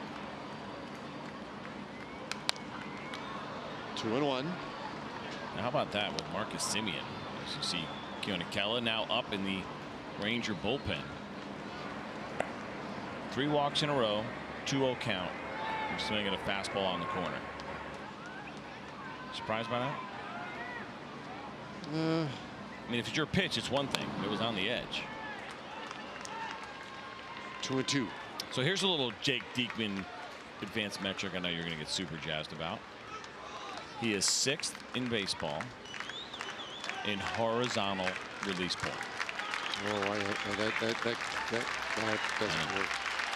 You're not too jazzed Only about that? 6th in baseball in horizontal release. Just the highest release point. He's the 6th highest. That's all. 3.8 feet. They don't give trophies for that, do they? I don't know. Ribbons, maybe. Blue ribbons. 2-2. And another foul ball. You might have been picking up on my sarcasm. I knew you weren't going to get excited about it. But anyway, I thought kind of interesting. But then I see that Donnie Hart, the lefty from the Orioles, has the highest horizontal release point. He's not even that tall, is he? I'm not sure this makes sense. Ground ball, shortstop. Andrews with a bobble, and everybody's safe. Semien reaches on the error. Chapman scores. It's a 10-6 ball game. And just like that, the tying run will come to the plate. Tough break for the Rangers. They have been so good in these spots. Ground ball double play opportunities, and this was pretty tailor-made. It was hit firm enough, and Elvis unfortunately bobbled it and then tried to make an incredible play. The ball came up on him a little bit as it caught him on the heel of the glove, and he knew that he was just going to have to try to make a miracle play. So it'll go down as an error on Elvis Andrews. The inning will continue.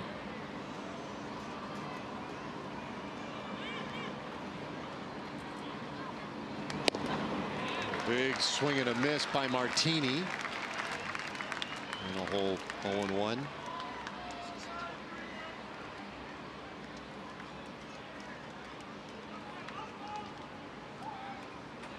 Well, looked like the double play grounder that Diekman needed to get out of the inning.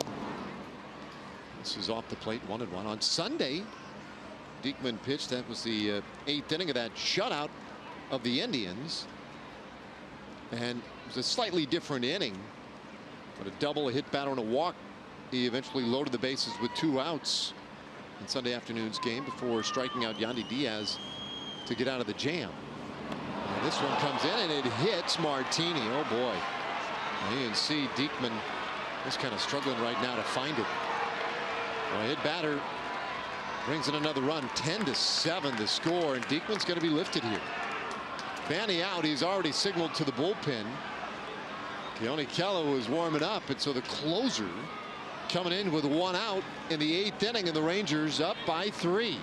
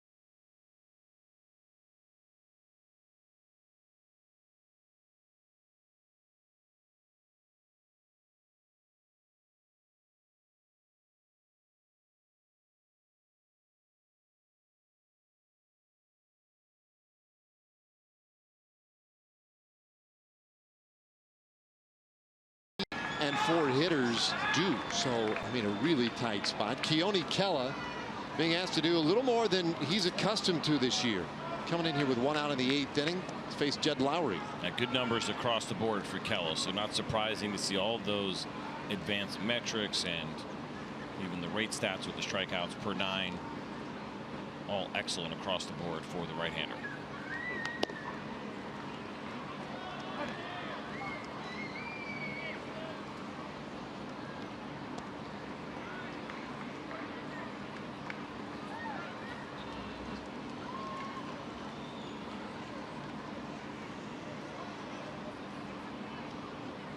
Right-hander comes to the plate. Good fastball, and it hits the corner. 1-1. Lowry, a couple of hits today in 4 tries. Kela has pitched 36 times this year. This is game number 37. This is only, I mean, we're not there yet, but first time that he's been asked, excuse me, second time he's been asked to throw more than an inning. Every inning has been an inning or under, with the exception of 1 outing back in May when he threw 2 innings. So Jeff Bannister hoping that Kela can give him an inning and 2/3. He comes in back against the wall, facing the potential go-ahead run here in the 8th.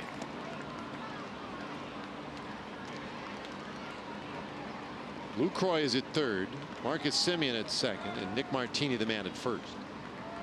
Lowry, though, down in the count, a ball and 2 strikes, and the pitch up the middle. That's a base hit. Lucroy's in. Semien will score.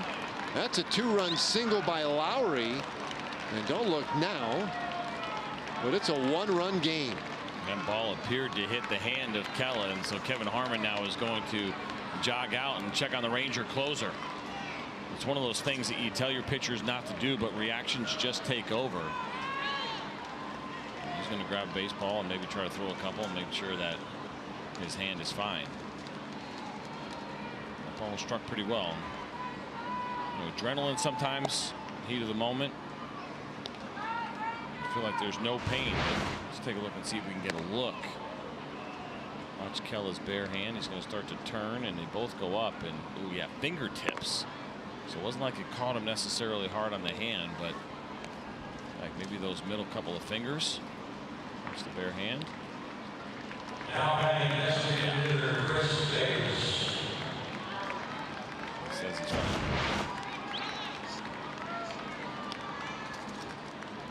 Okay, so he's all right, but now has to deal with Chris Davis.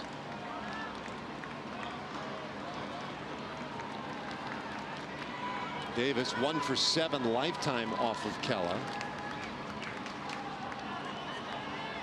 But so was Lowry just a moment ago. Tying run in scoring position, and the pitch, a good fastball for a strike. Davis doesn't like it, and he's had some trouble tonight in general with Ben May and that strike zone.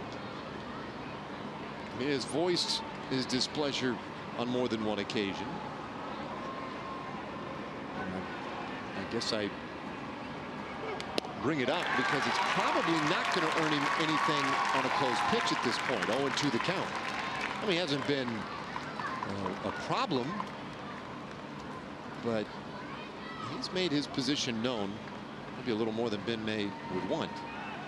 0-2. Not going to get a call on that one. There's that good breaking ball. As Kela, really one of the few that can throw that legitimate 12-6 break. We talk about his breaking pitch a lot. It's a good one. Registers a lot of his strikeouts on the curveball. He also can manipulate it, make it a little bit smaller, have it look like a slider. So that might be going heater again. No breaking ball. In the dirt, both runners moving up. So now the potential tying run is 90 feet away, and the potential go-ahead run is in scoring position.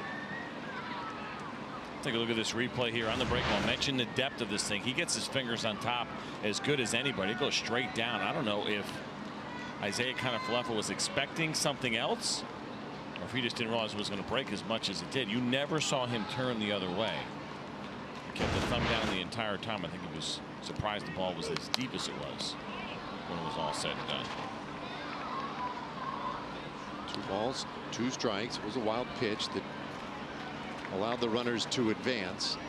I was mentioning the other day how the Oakland A's are the only undefeated team in baseball when leading after 7 innings. They weren't leading after 7 innings tonight. They also have come from behind on a number of occasions in spots like this. 2-2 pitch, and it's a full count. They score a lot of late runs. And in fact, the 8th inning have been as effective as any team in baseball. Absolutely dominant. They have 6 walk-off wins this year. So whatever's going on, they just seem to have a good late inning vibe. First base is open, but a swing and a miss, and Davis strikes out for the 3rd time tonight, and it couldn't come at a better time for Keone Kela and the Rangers. That's a huge pitch. You have the open base, but obviously this late in the game, you want to go after these hitters. It's this tight, and he throws a 3-2 breaking ball, and again, one that just goes straight down, no sweep to it at all. Such a good pitch. So much more difficult than any kind of breaking ball. It's going straight down. The more it goes sideways, it's a little bit easier to see. That one was filthy. Well, Kela pins a heater on the outside corner for a strike to Matt Olson. So not only the 3 strikeouts he mentioned for Davis, but 3 in a row in each of the last 3 innings. He's now struck out in the 6th, 7th, and 8th inning. 1-1.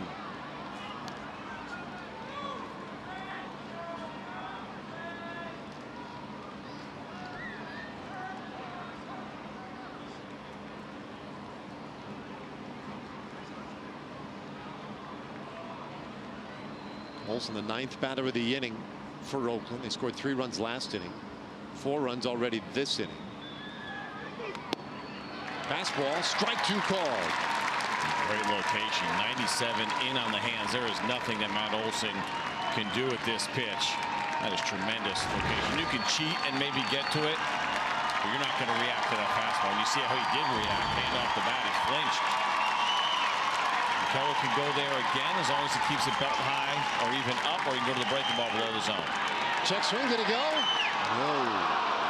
2-2. Everybody here wanted that one, understandably so. Really good breaking ball. That was close, about as close as you're going to get as far as checking your swing. Nick Martini, the man at 3rd base, tying run in his back pocket. Jed Lowry out at 2nd for Oakland. The 2 outs. The pitch popped up, shallow center field. Andrews ranging way out. Tochi coming in, and that'll do it. So Kela puts out the fire in the 8th inning, but it was a 4-run 8th for the A's. It's now down to a 1-run Rangers lead.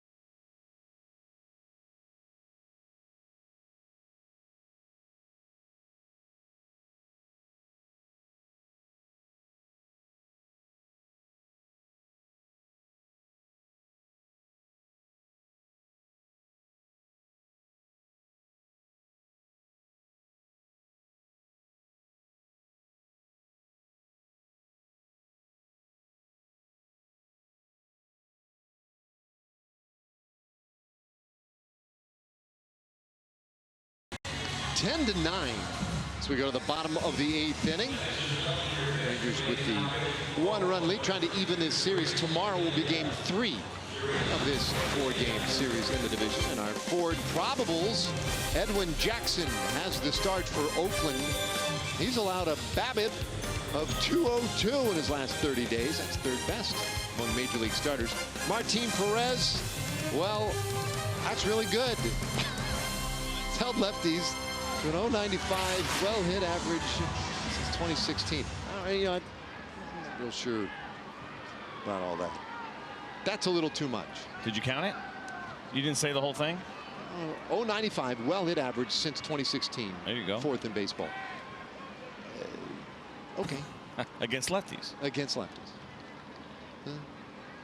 He does a good job of keeping the baseball off the barrel against left-handed hitters. It tells me something. Yeah.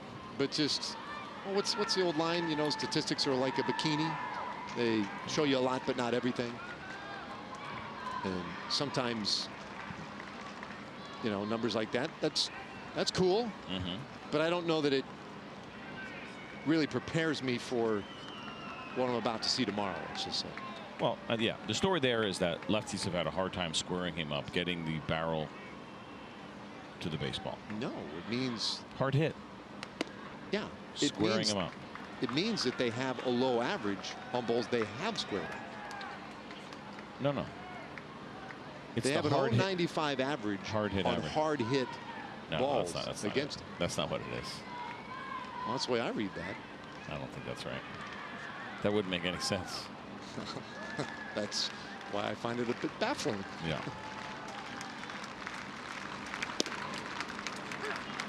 A strike to Tochi and the count 2-1. What's the point of identifying or separating the hard hit balls and soft contact and everything and assigning a batting average to them if it's not their average on those types of balls in play? That's a good question. I always look at hard hit as a percentage of hard hit balls. So it wasn't 9.5% hard hit rate from lefties, and we just accidentally converted it to .095. I mean, I don't. Tune in tomorrow. It's a ground ball hit to short. Simeon throws out Tochi, one away here in the bottom of the 8th inning. I mean, it was just a matter of time before we started stepping all over ourselves. I mean, we hung in there pretty good for 7.5 innings as we take a look at the numbers for the newly acquired Jeurys Familia. Really nice pickup here for the A's. We just talked about Zach Britton going to the Yankees. Well, here's another addition, a guy that can close, that may be asked to take on a little bit of a different role here with the Oakland A's. But a big arm that Familia has. You see the fielding independent pitching. I think for a reliever, though, I like looking at the strikeouts per 9. Start digging in and looking at his repertoire. He's got a really good 2-seam fastball that averages 96 miles per hour. We're talking about Montas. We saw him in the mid to upper 90s with really good movement to start this game. Familia is that guy as well. He's allowed just 1 home run this year. He's a tough guy to get up in the air. But he does record swings and misses on the 2-seam fastball. 21% whiff rate for him on that pitch. And then he goes to a slider, secondary pitch, the first one. That's also been a very good one for him this year. Just a 130 batting average against. And I apologize. I was not going to let batting average go the whole night without sneaking in there once. I could have said he had a 192 expected batting average, and that's pretty good on his slider. But it's not as good as a 130 batting average. So chalk one down for, or up, whatever you want to do it, whichever way, for batting average. Now, it's like the good humor of ice cream. I want to ask you in full candor. Yeah. Any fatigue at all on the numbers tonight? Yeah. Okay. About 2 innings ago. Okay. Beat down. My brain was hurting a little bit. I went back in for more iced coffee. 2-2. But that's the reality. I mean, we don't hide from it. And there's a reason why you don't hear a lot of this over broadcast. And I think the idea of taking one night to dig in a little bit is not a bad idea, but it's a challenge. It's a challenge for everybody, not just you and I, as we try to bring the numbers to the table, but all the work that's done behind the scenes, everything that you see, all those graphics that are built. You know, the stuff that we do during the regular season, we kind of catch a flow, we catch a routine, and we completely stop that to do this. And it takes a lot of work. And our guys did an excellent job. Fly ball center field, and Canna is right there, 1 away. I'm glad you said that, because I thought about that earlier today when I was going through, you know, some of the material that we were hoping to present tonight, and I knew that, you know, our crew and Doug Foster and Carla Janeway down in the truck, they've been working on all these graphics and stuff. These are not, I mean, those are all individually made. It takes time, and you got to make sure that it's all updated and accurate, etc. And going to new sources that they're usually not used to going to. That takes work. Yeah, but you know, our producer Mike Dressman has worked very hard on this. The only guy really who hasn't done anything tonight. Yeah, Steve. Well, no, I was going to say I was going to say Dave, but Burchett or you? Burchett. Oh. His role stays the same, our director. His role's the same. It's great. Which is a lesson, kids. If you want to work in television, live television, you want to be a director. Or technical director. Yeah, technical director. Yeah, you don't want to be a producer, because you got to deal with us pains in the butt like us. So long hours too. Yeah. Oh yeah. It's not a 9 to 5. It's a fun gig, without a doubt. No, says you. I mean, you've produced a couple of our broadcasts. Yeah, I tried to. No balls and 2 strikes on Rugi. 2 outs here in the 8th inning. So the Rangers right now running into Jeurys Familia, and Familia trying to squelch any hope the Rangers would have of maybe adding to this lead before this decisive 9th inning, right on the horizon. The 0-2. Odor, nice job to fight that one off. Stays 0-2. So this was the first of our outside the box broadcast this year. We've got a couple of more. It was the hardest one. Even as a viewer, that was the hardest one. I think, yes, that was the most thinking you had to do. I agree. Now, coming up, August 7th is Giving Back. We're talking about charities. August 14th is going to be fun, Behind the Lens, where we get you a real good look at Dave Burchett leaning back in his chair doing nothing in the truck. Just joking, Dave. There's a swing and a miss. The veteran is one of the best in the business. I take it back, Dave. It's a 1-2-3 bottom of the 8th. We go to the 9th inning in a 1-run game.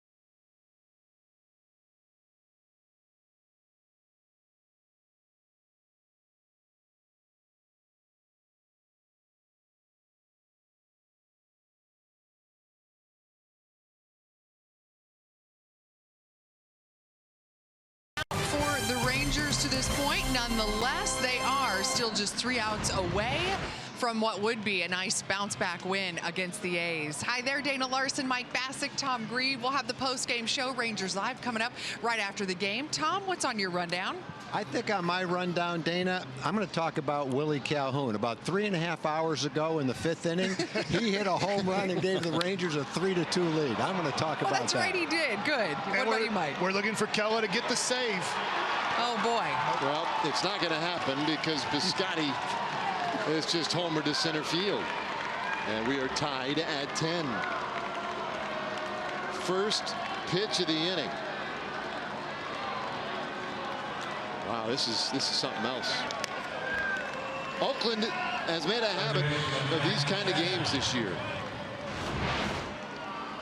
Take a look here at the pitch from Kella. Fastball middle in, and Scotty jumping all over that first pitch, 104 miles an hour and 407 feet.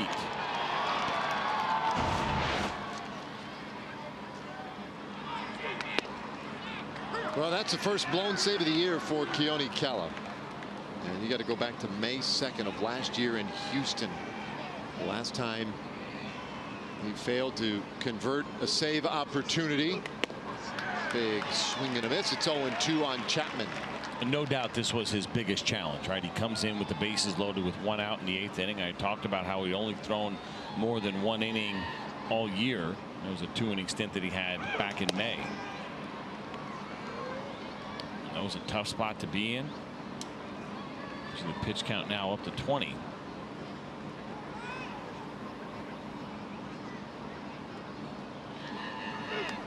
But there's that adrenaline rush. There's something about for relievers, and we even talk about it with starters, right? When you come in, either come in the middle of an inning or just get out of a big jam. And he did eventually get out of that big jam. It was a tough one that he inherited.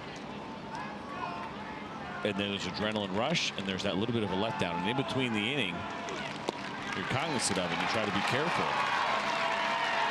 because you got to get back up to be able to finish the 9th inning, and that could be somewhat of a challenge for guys at times.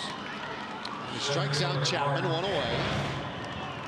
Good job here after some fastballs up in the zone to bury that breaking ball. I do enjoy watching him throw that pitch. That is unbelievable. The bite on that thing, the amount of movement that he gets, some frustration there for Matt Chapman, but that's a really tough pitch to hit. Good breaking ball in there for a strike to Canna. Austin Bibbins-Dirks loosening up. Tied at 10 at the top of the 9th inning. 1-1 the count. So with extra innings now, the Rangers are back up to an 8-man bullpen with Brandon Mann getting called up today. Bibbins-Dirks is the last right-hander that's down there. Alex Claudio, Matt Moore are the other 2 remaining. 1-2 the count. Rangers had an 8-run lead in this game, but once again tonight, Oakland with the late push. They have scored 8 runs from the 7th inning on already here tonight. Yesterday they scored 8 runs in their last 3 at bats. 8 of their 15 runs. A pop up, foul territory, first base side. Guzman runs out of room. And the A's, they lead the major leagues with runs scored in the 8th inning. Scored 4 more of them tonight. They rank 2nd in Major League Baseball in runs in the 7th inning or later. And they've piled on more of those. I think the most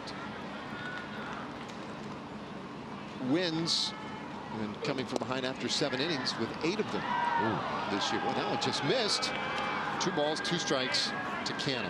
Connor Falefa thought that was a strike. Kellett thought it was a strike. Our Fox Tracks had it right at the bottom of the zone. He did a nice job of receiving that too. He thought for sure he was getting ready to throw that ball around.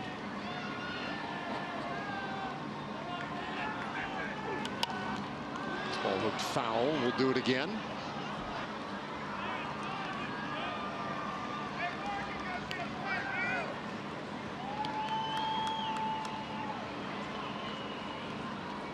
So when we had Todd in the booth, director of baseball analytics, earlier this morning, this morning. It was great, right? But it went too fast. You and I were both like, oh man.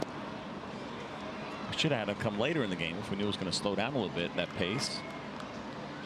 Then we would have got all the secrets.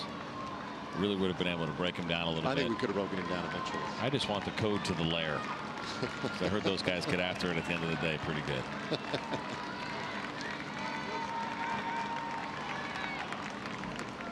Well, we should be so lucky. It was great, though. 3-2. And a slow roller left side. Beltre cuts it off. Throws to first. They get Canna 2 away.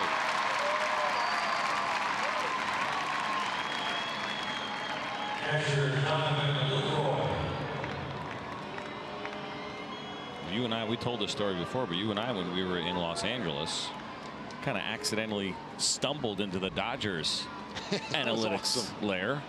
Well, so we thought, because it's in the old visitors clubhouse, they've since, I guess, renovated that area. We thought we knew where the clubhouse was, and we thought we were in the hallway forever. Next thing you know, we're standing in a room with a bunch of cubicles and big screens, and it's not under lock and key. I mean, you have to have you got to have, you know, your key card or your ID to be able to get through some of the security, but that was wide open. It wasn't like, you know, fingerprints and all that other stuff. It's funny, though, how, you know, you can enter a situation like that and everyone in the room can look up and realize, like, oh, yeah, idiots. We're dummies that got lost. 0-2 on Jonathan Lucroy. So, 9th inning. Oakland has come back to tie it. Rangers will have a chance in the bottom of the 9th inning. And by the way, they will have the heart of the order, 3, 4, and 5 coming.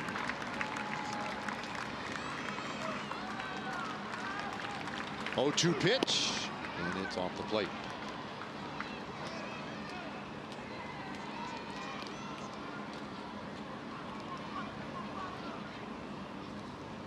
Lucroy a couple of walks today, also a base hit.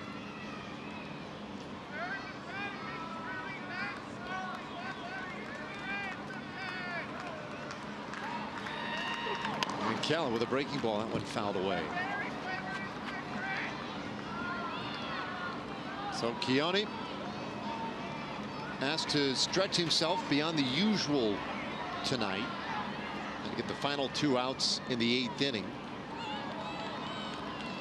Come back out here in the 9th. First pitch of the 9th inning. A homer by Piscotty has tied the game. He has 2 strikeouts so far. Looking for a 3rd. Here comes.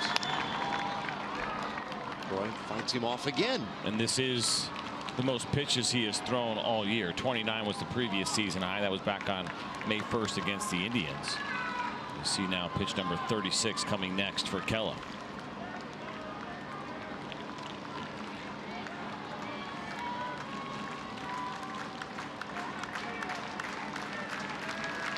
Huffing and puffing his way to the finish line, and he'll step off for a moment.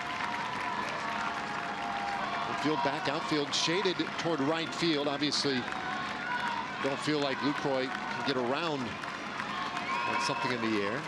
1-2 pitch, and he turns this one foul on the ground.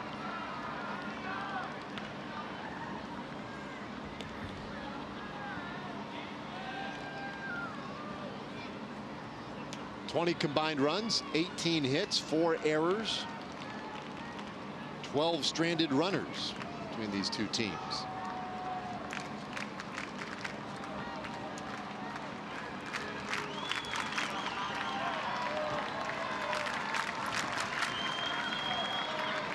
Here comes the 1-2.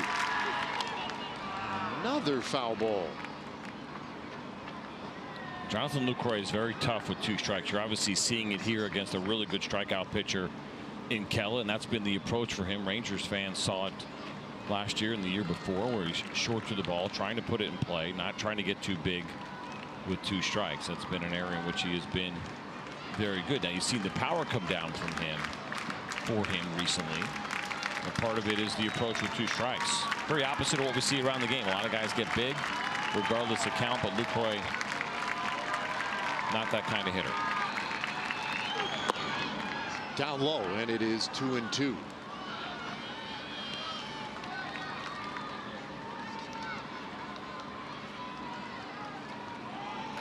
Well, this will be the 9th pitch of this at bat. A real battle of wills between these two.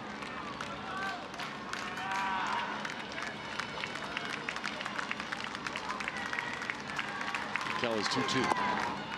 Oh, it's a full count. Well, we've seen a little bit of history tonight. Not the type of history you were hoping to see, but in the franchise's history, Rangers have never allowed a team to come all the way back to tie a game. They're leading by 8 runs or more into the 7th inning. It has happened tonight. They previously were 429-0 and leading by at least that many runs. A weird one tonight. 3-2 pitch, and this one lined out to right field. Caught by Gallo, and the inning is done.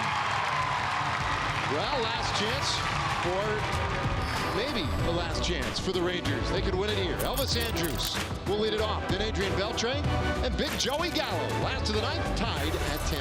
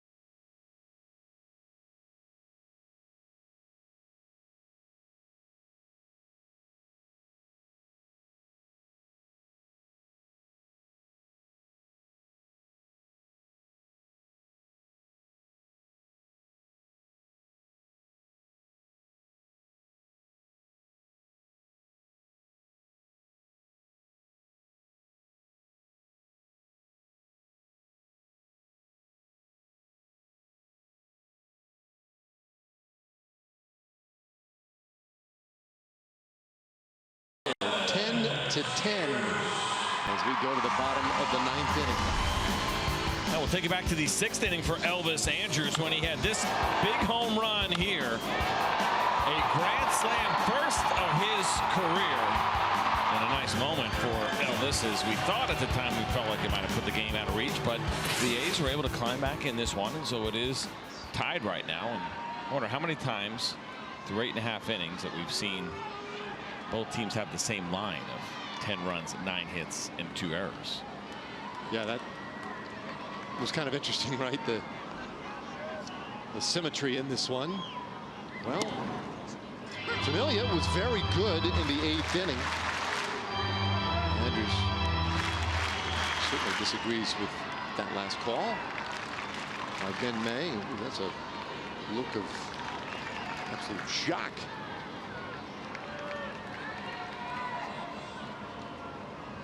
See how Familia looks in his 2nd inning of work here.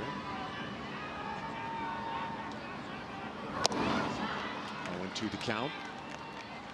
Yeah, I mentioned it last night when we knew that he had become a member of the Oakland A's and reacting to the role after closing for the New York Mets, heading into free agency. And Bob Melvin said, yeah, we plan on using him in a little bit of a different role, a little bit earlier, maybe extending him a little bit. He has thrown 2 innings twice this year.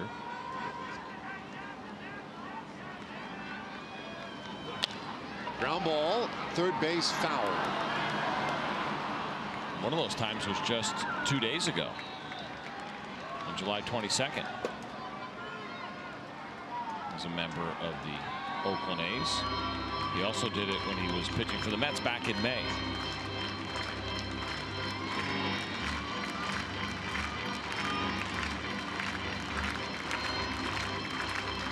Well, ideally, from the Rangers standpoint, Familia would not get to pitch multiple innings, just be 1 inning plus a batter. Yep. That little line at the bottom of the box score. Yep. Faced 1 hitter in the 9th inning. Exactly. I'm in for that. Now the 0-2 and a high fly ball out to left field. Playable by Martini. 1 away.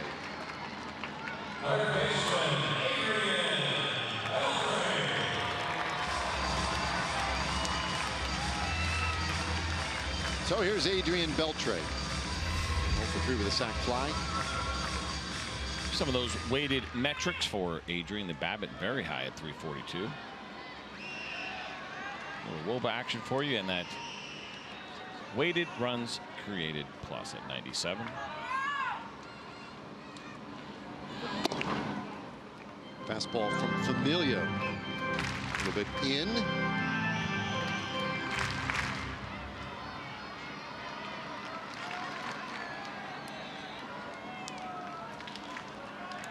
Now the big right-hander working out of the stretch, even with nobody on base. Quite common these days.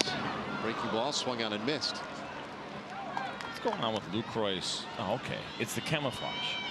When I first saw it, I was like, is that thing like scuffed up? It's only been an A for like 3.5 months. But that's actually pretty cool. Cork Jonathan does a lot of work with veterans. It's actually really cool. Chest protector.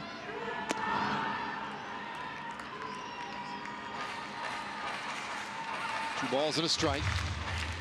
Familia wants a new baseball. He'll get one. Rangers have 3 walk-off victories this year, looking for a 4th tonight.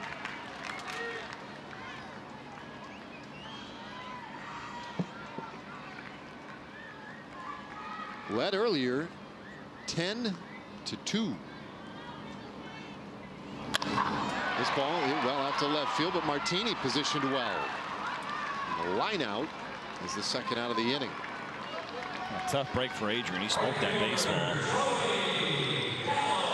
He's been good against high velocity. We talked about that, and we haven't really dug into that tonight. But as far as our access to data and the ability to run the numbers on how certain hitters do against high velocities, Adrian Beltre hit that pitch at 100 miles per hour. That's the exit velocity off the bat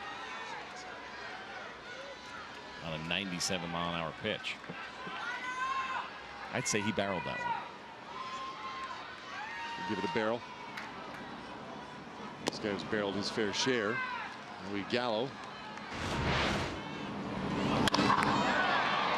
Loud, but that lower launch angle will not allow it to fall into the barreled category. He did get there with the exit velo at 99.6. It's got to be 99 and higher. But the launch angle starts at 25 degrees. I think Adrian would disagree. He barreled that ball. Yeah, that's the problem with using that term. You know, assigning it to that statistical Something melange right exists. there. Yeah. Should have called it something else. This barrel already had existed. It has its own connotation. It's like saying we're going to call this a strike if it's on the inner third of the middle of the strike zone. Oh, wait, no, we already have that. Get your own phrase. Well, Gallo strikes out swinging at Familia. Cuts right through the Rangers 1-2-3 in the 9th. So free baseball tonight. We go to the 10th inning, tied at 10.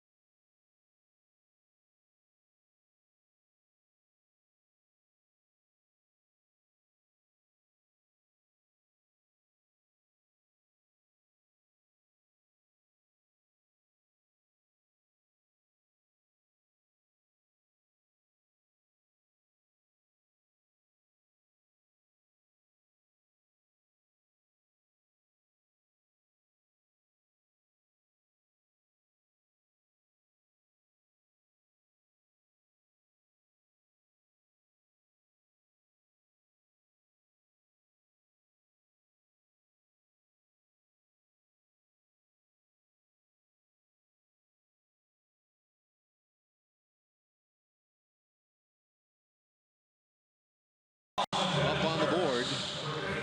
And we'll get ready to go here in the top of the 10th inning. We'll look at some places you could go.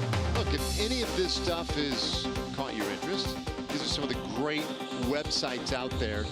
Fangraphs, one of the simplest, most straightforward out there. Baseball Reference as well.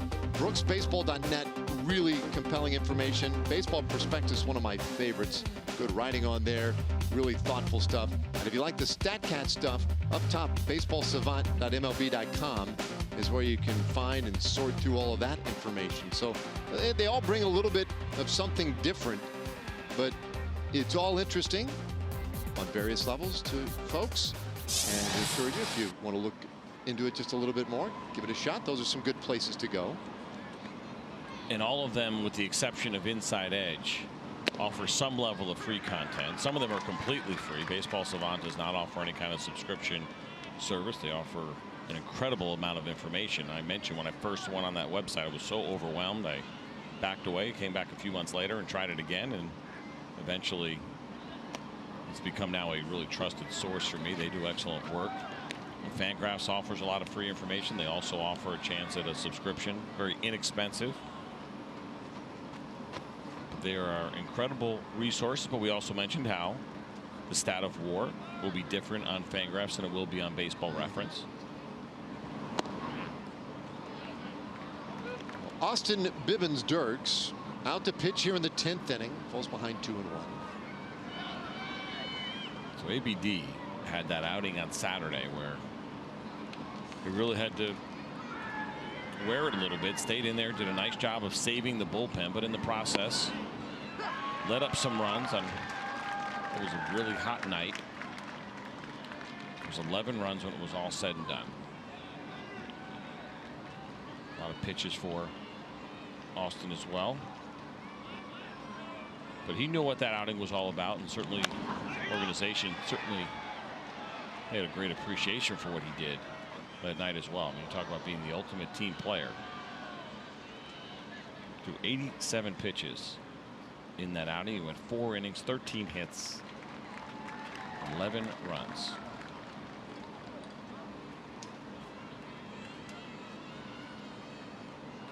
But he's a favorite of the staff, no doubt about it.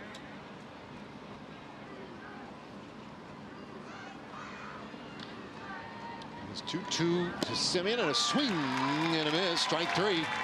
So a strikeout to start the 10th inning. Nice job by ABD. What you see here is a slider. Good downward action. Good look at the grip right there. Tight start on the corner, finish it just off.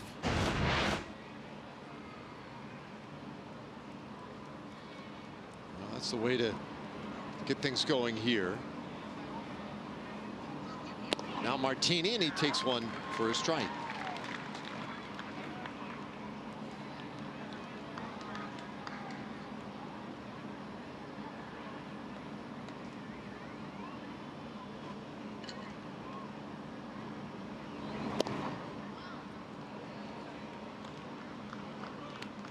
Martini came in the game of the 7th inning as a pinch hitter and delivered an RBI double. He was also then hit by a pitch in the 8th inning. Placed Chad Pinder, stayed in the game in left field. Takes off the plate. 2-1.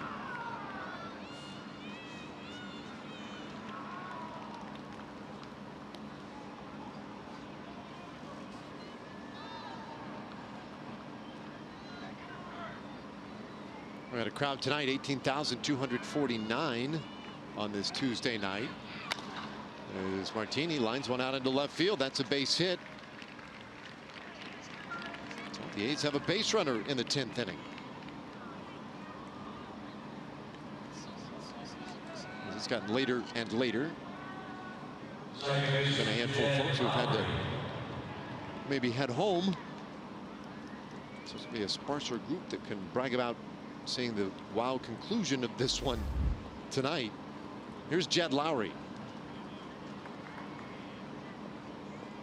A real good year for Lowry, and it's been a real nice game for him tonight. 3 for 5 with a home run.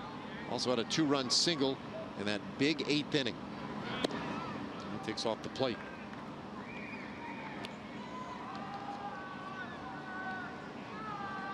Well, the A's have played 12 extra innings games this year. They have won 8 of them. They have lost 4 of them.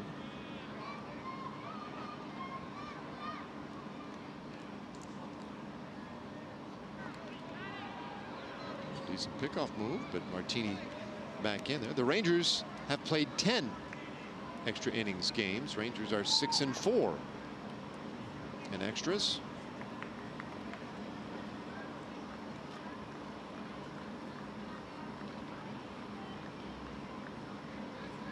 Middle of the infield, hoping for a ground ball. Boy, another, this time even quicker move over there on Martini.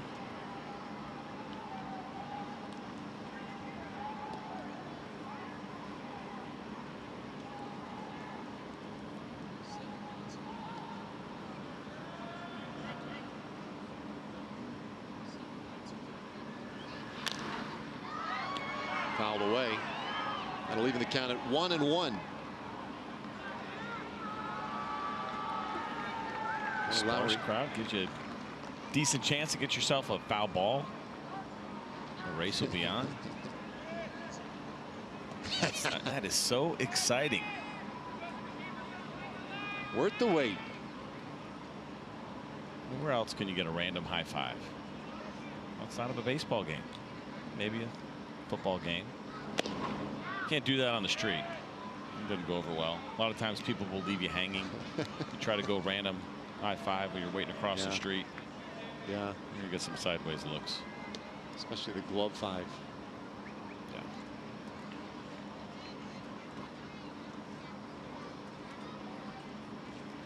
Now Bibbins Dirks. Sampson again. But consumed with Martini's presence over there at first base. One, understandably, wants to keep him close to the bag. If he can get Lowry to hit one on the ground. Lowry does not run real well. Have a shot at maybe doubling him up, and you see up the middle there, Andrews and Odor both a little more shallow in hopes of that very thing. There's a just off the outside corner, 3-1. Final year of Lowry's contract with Oakland. Franklin Barreto, who is with the team, a very young prospect who they have a lot of their future banked on his progression. Probably the heir apparent at second base, but boy, Lowry's just been too good for him. Full count. So as they've continued to win and stay in the wild card race, and Lowry has been a big part of the offense, it's made it harder and harder for them to get Franklin Barreto a whole lot of time. And usually the A's, a lot of their game plan is development of young players. But when they have an opportunity to win, as they have shown recently, they're gonna seize on it. And they feel like this might be the year. 3-2, runner goes, and the pitch is downstairs. It's ball 4. So 2 men on now with only 1 out. What was interesting about Lowry for me is he had a really good year last year, swung a good bat, and I think the A's would have been interested in moving him, but there really were no takers, which I didn't understand. It almost seemed like he was a little bit underappreciated. He's done a really nice job. I mean, he's an older player. He's 34 years old, but last year was a really, really good year for him. He had 49 doubles, not on base at a 360 clip, which was kind of out of character for him, but he's repeating that again this year. So because of that, he stayed, and as you mentioned, Barreto's got to wait a little bit longer. Well, here's Chris Davis. The A's tonight 4 for 13 with runners in scoring position, but this is not the guy you would choose to face in these spots. That said, he has struck out his last 3 times in.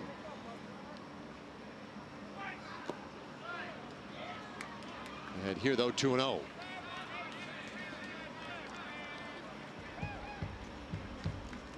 Some of those power numbers for Chris Davis. The ISO at 273. Good OPS plus at 134.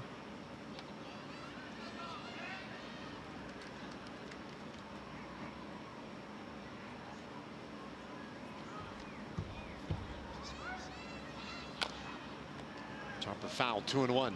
It's interesting to watch. And we talked with Todd Slavinsky earlier tonight, and listening to, for me, I sometimes work during the week, do some radio with Steve Phillips, the former general manager of the New York Mets. And it's interesting for a guy like that, who was a GM in the 2000s, and how much they really have adopted where we are with advanced metrics. He loves OPS plus. That's kind of his go-to. Whenever we start talking hitters, it's the first place that he goes. And I think that even guys that have done this before the old way can appreciate it.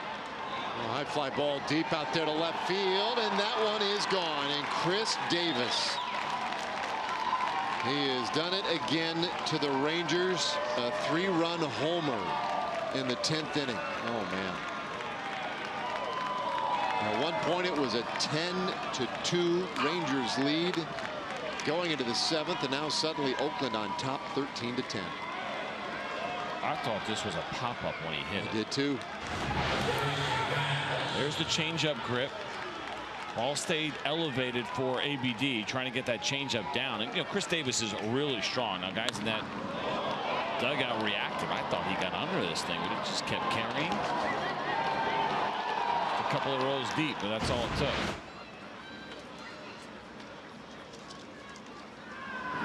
Matt Olson now, and he hits his ball sharply on the ground. Guzman has it, flips it to Bibbins-Dirks, 2 away. Man, oh man, what a wild one tonight.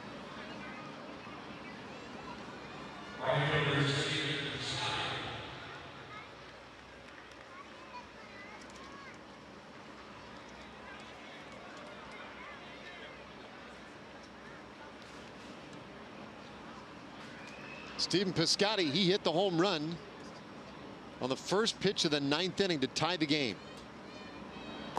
And a breaking ball's in the dirt for ball 1. Hayes have scored 11 unanswered runs in this thing.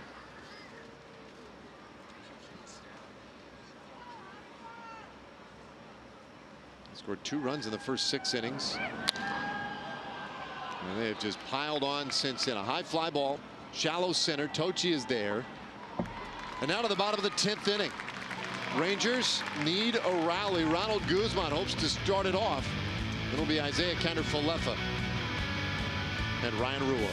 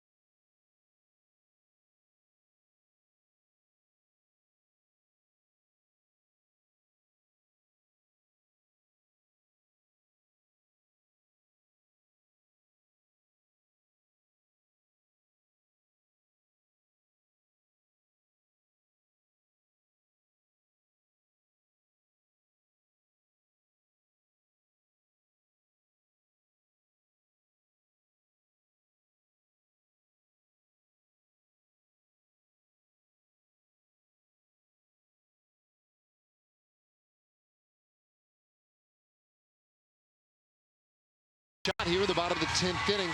Now they're going to get a look at the guy who's been awfully good for the Oakland A's. Blake Treinen is on here to try and save it. See what you did there. So the FIP is 1.94. Excellent. ERA plus at 380. Nearly 12 strikeouts per 9 for the power right-handed arm of Blake Treinen. We just saw Juris Familia. You really think about all the pitchers, or most of the pitchers that have been out there for the A's tonight, starting with their starter, Frankie Montas. High velocity, good movement. And Treinen is one of those guys. He is absolutely filthy.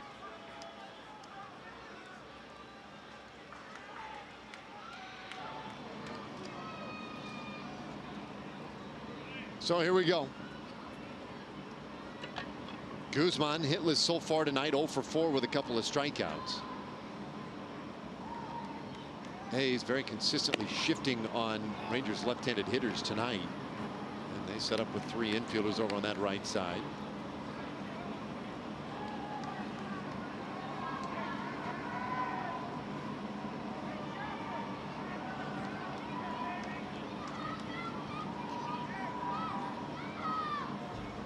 Trinan and Lucroy running through the signs.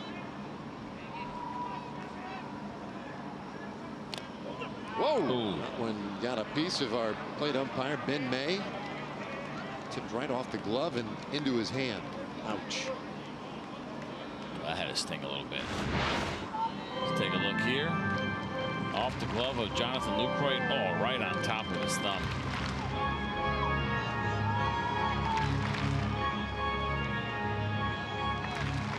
Oh, my goodness. If he threw it at 98, Lucroy's glove, what, slowed it down to 94? Maybe, yeah. Not enough. 2-0. In there for a strike. Trinan's got the kind of stuff where you're not going to do it intentionally, but you can pitch behind in the count. When you have 98 with that kind of movement, you can afford to throw that ball down the middle, let it run to a corner.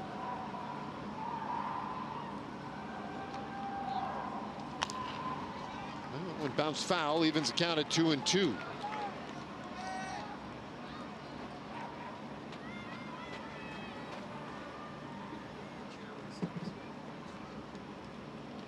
Guzman still looking for that first hit of the night. He had been swinging really well.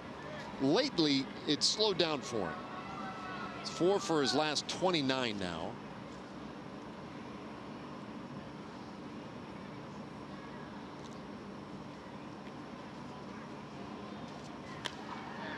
He stays alive. Keeps it at 2-2. Rangers need a couple of base runners.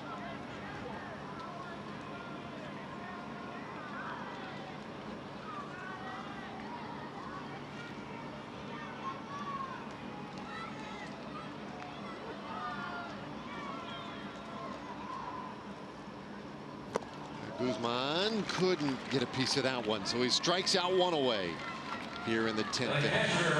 Well, we were talking about all the numbers today. I'm always a little more interested in the personalities behind these things. Henry Chadwick, really one of the forefront guys back in the 1800s. Created the box scores, did a lot of the early work to define how we think about the game. George Lindsay, some of the more advanced thinking. The guy who created linear weights and all the strategic modeling and run expectancy. He's a Canadian military officer back in the day, in the 60s. And of course, somebody asked me earlier today, like, I didn't know that Canada had a military. Well, he spent a lot of his time publishing strategic articles about baseball. Just to give you an example. Bill James, of course, most people know that name, the founder of Sabre. Craig Wright, very important character in the history of Rangers baseball. He was the first sabermetrician really to be hired by a team, and it so happens that the Rangers were the team that hired him. Of course, Billy Beane, president of baseball operations for the Oakland A's, the subject of Moneyball, the book and the movie, and his role really just sort of as the portrayal of Billy Beane, which more or less brought the more modern concepts and stuff to popular consumption. So I always wondered about the idea behind having the movie, allowing the book to be written. They were ahead of the curve, right? I mean, they were a team that I think probably put this on the map, or at least they were the most publicized team. And a lot of that had to do with the movie and the success that they had in the early 2000s. And there will be some that'll tell you that movie was a little misleading because it really didn't dig into the 3 really good pitchers that they had in Zito, Mulder, and Tim Hudson. But I'm thinking, if I feel like I have a little bit of a secret, I don't know if I'm letting anybody write a book about it. I wonder, not that everybody wouldn't have caught up. I just wonder if that accelerated the process. a little flare off into the bat, and it's hauled in by Olsen. 2 away. All right, I get you. I don't know that Billy Beane knew exactly where the project was headed. Right? I mean, you have a guy asking to just have all the access and be around for a year. You don't know that he's not just going to write another Ball 4 or kind of a personality driven, story driven book. Who knew that it would take on all of the analytical part of what they were doing in Oakland. So I don't know, maybe he was tuned into that. Or maybe I don't know, I might have waited and felt better about once we get a championship under our belt. It seemed like the story, listen, the story of sabermetrics was going to be written sooner or later. I just think in the case of the A's, it was almost, not that they were celebrating, but they hadn't quite crossed the finish line yet. Maybe this will be the year. Well, here's Ryan Rua. He takes a strike. It's 1-1.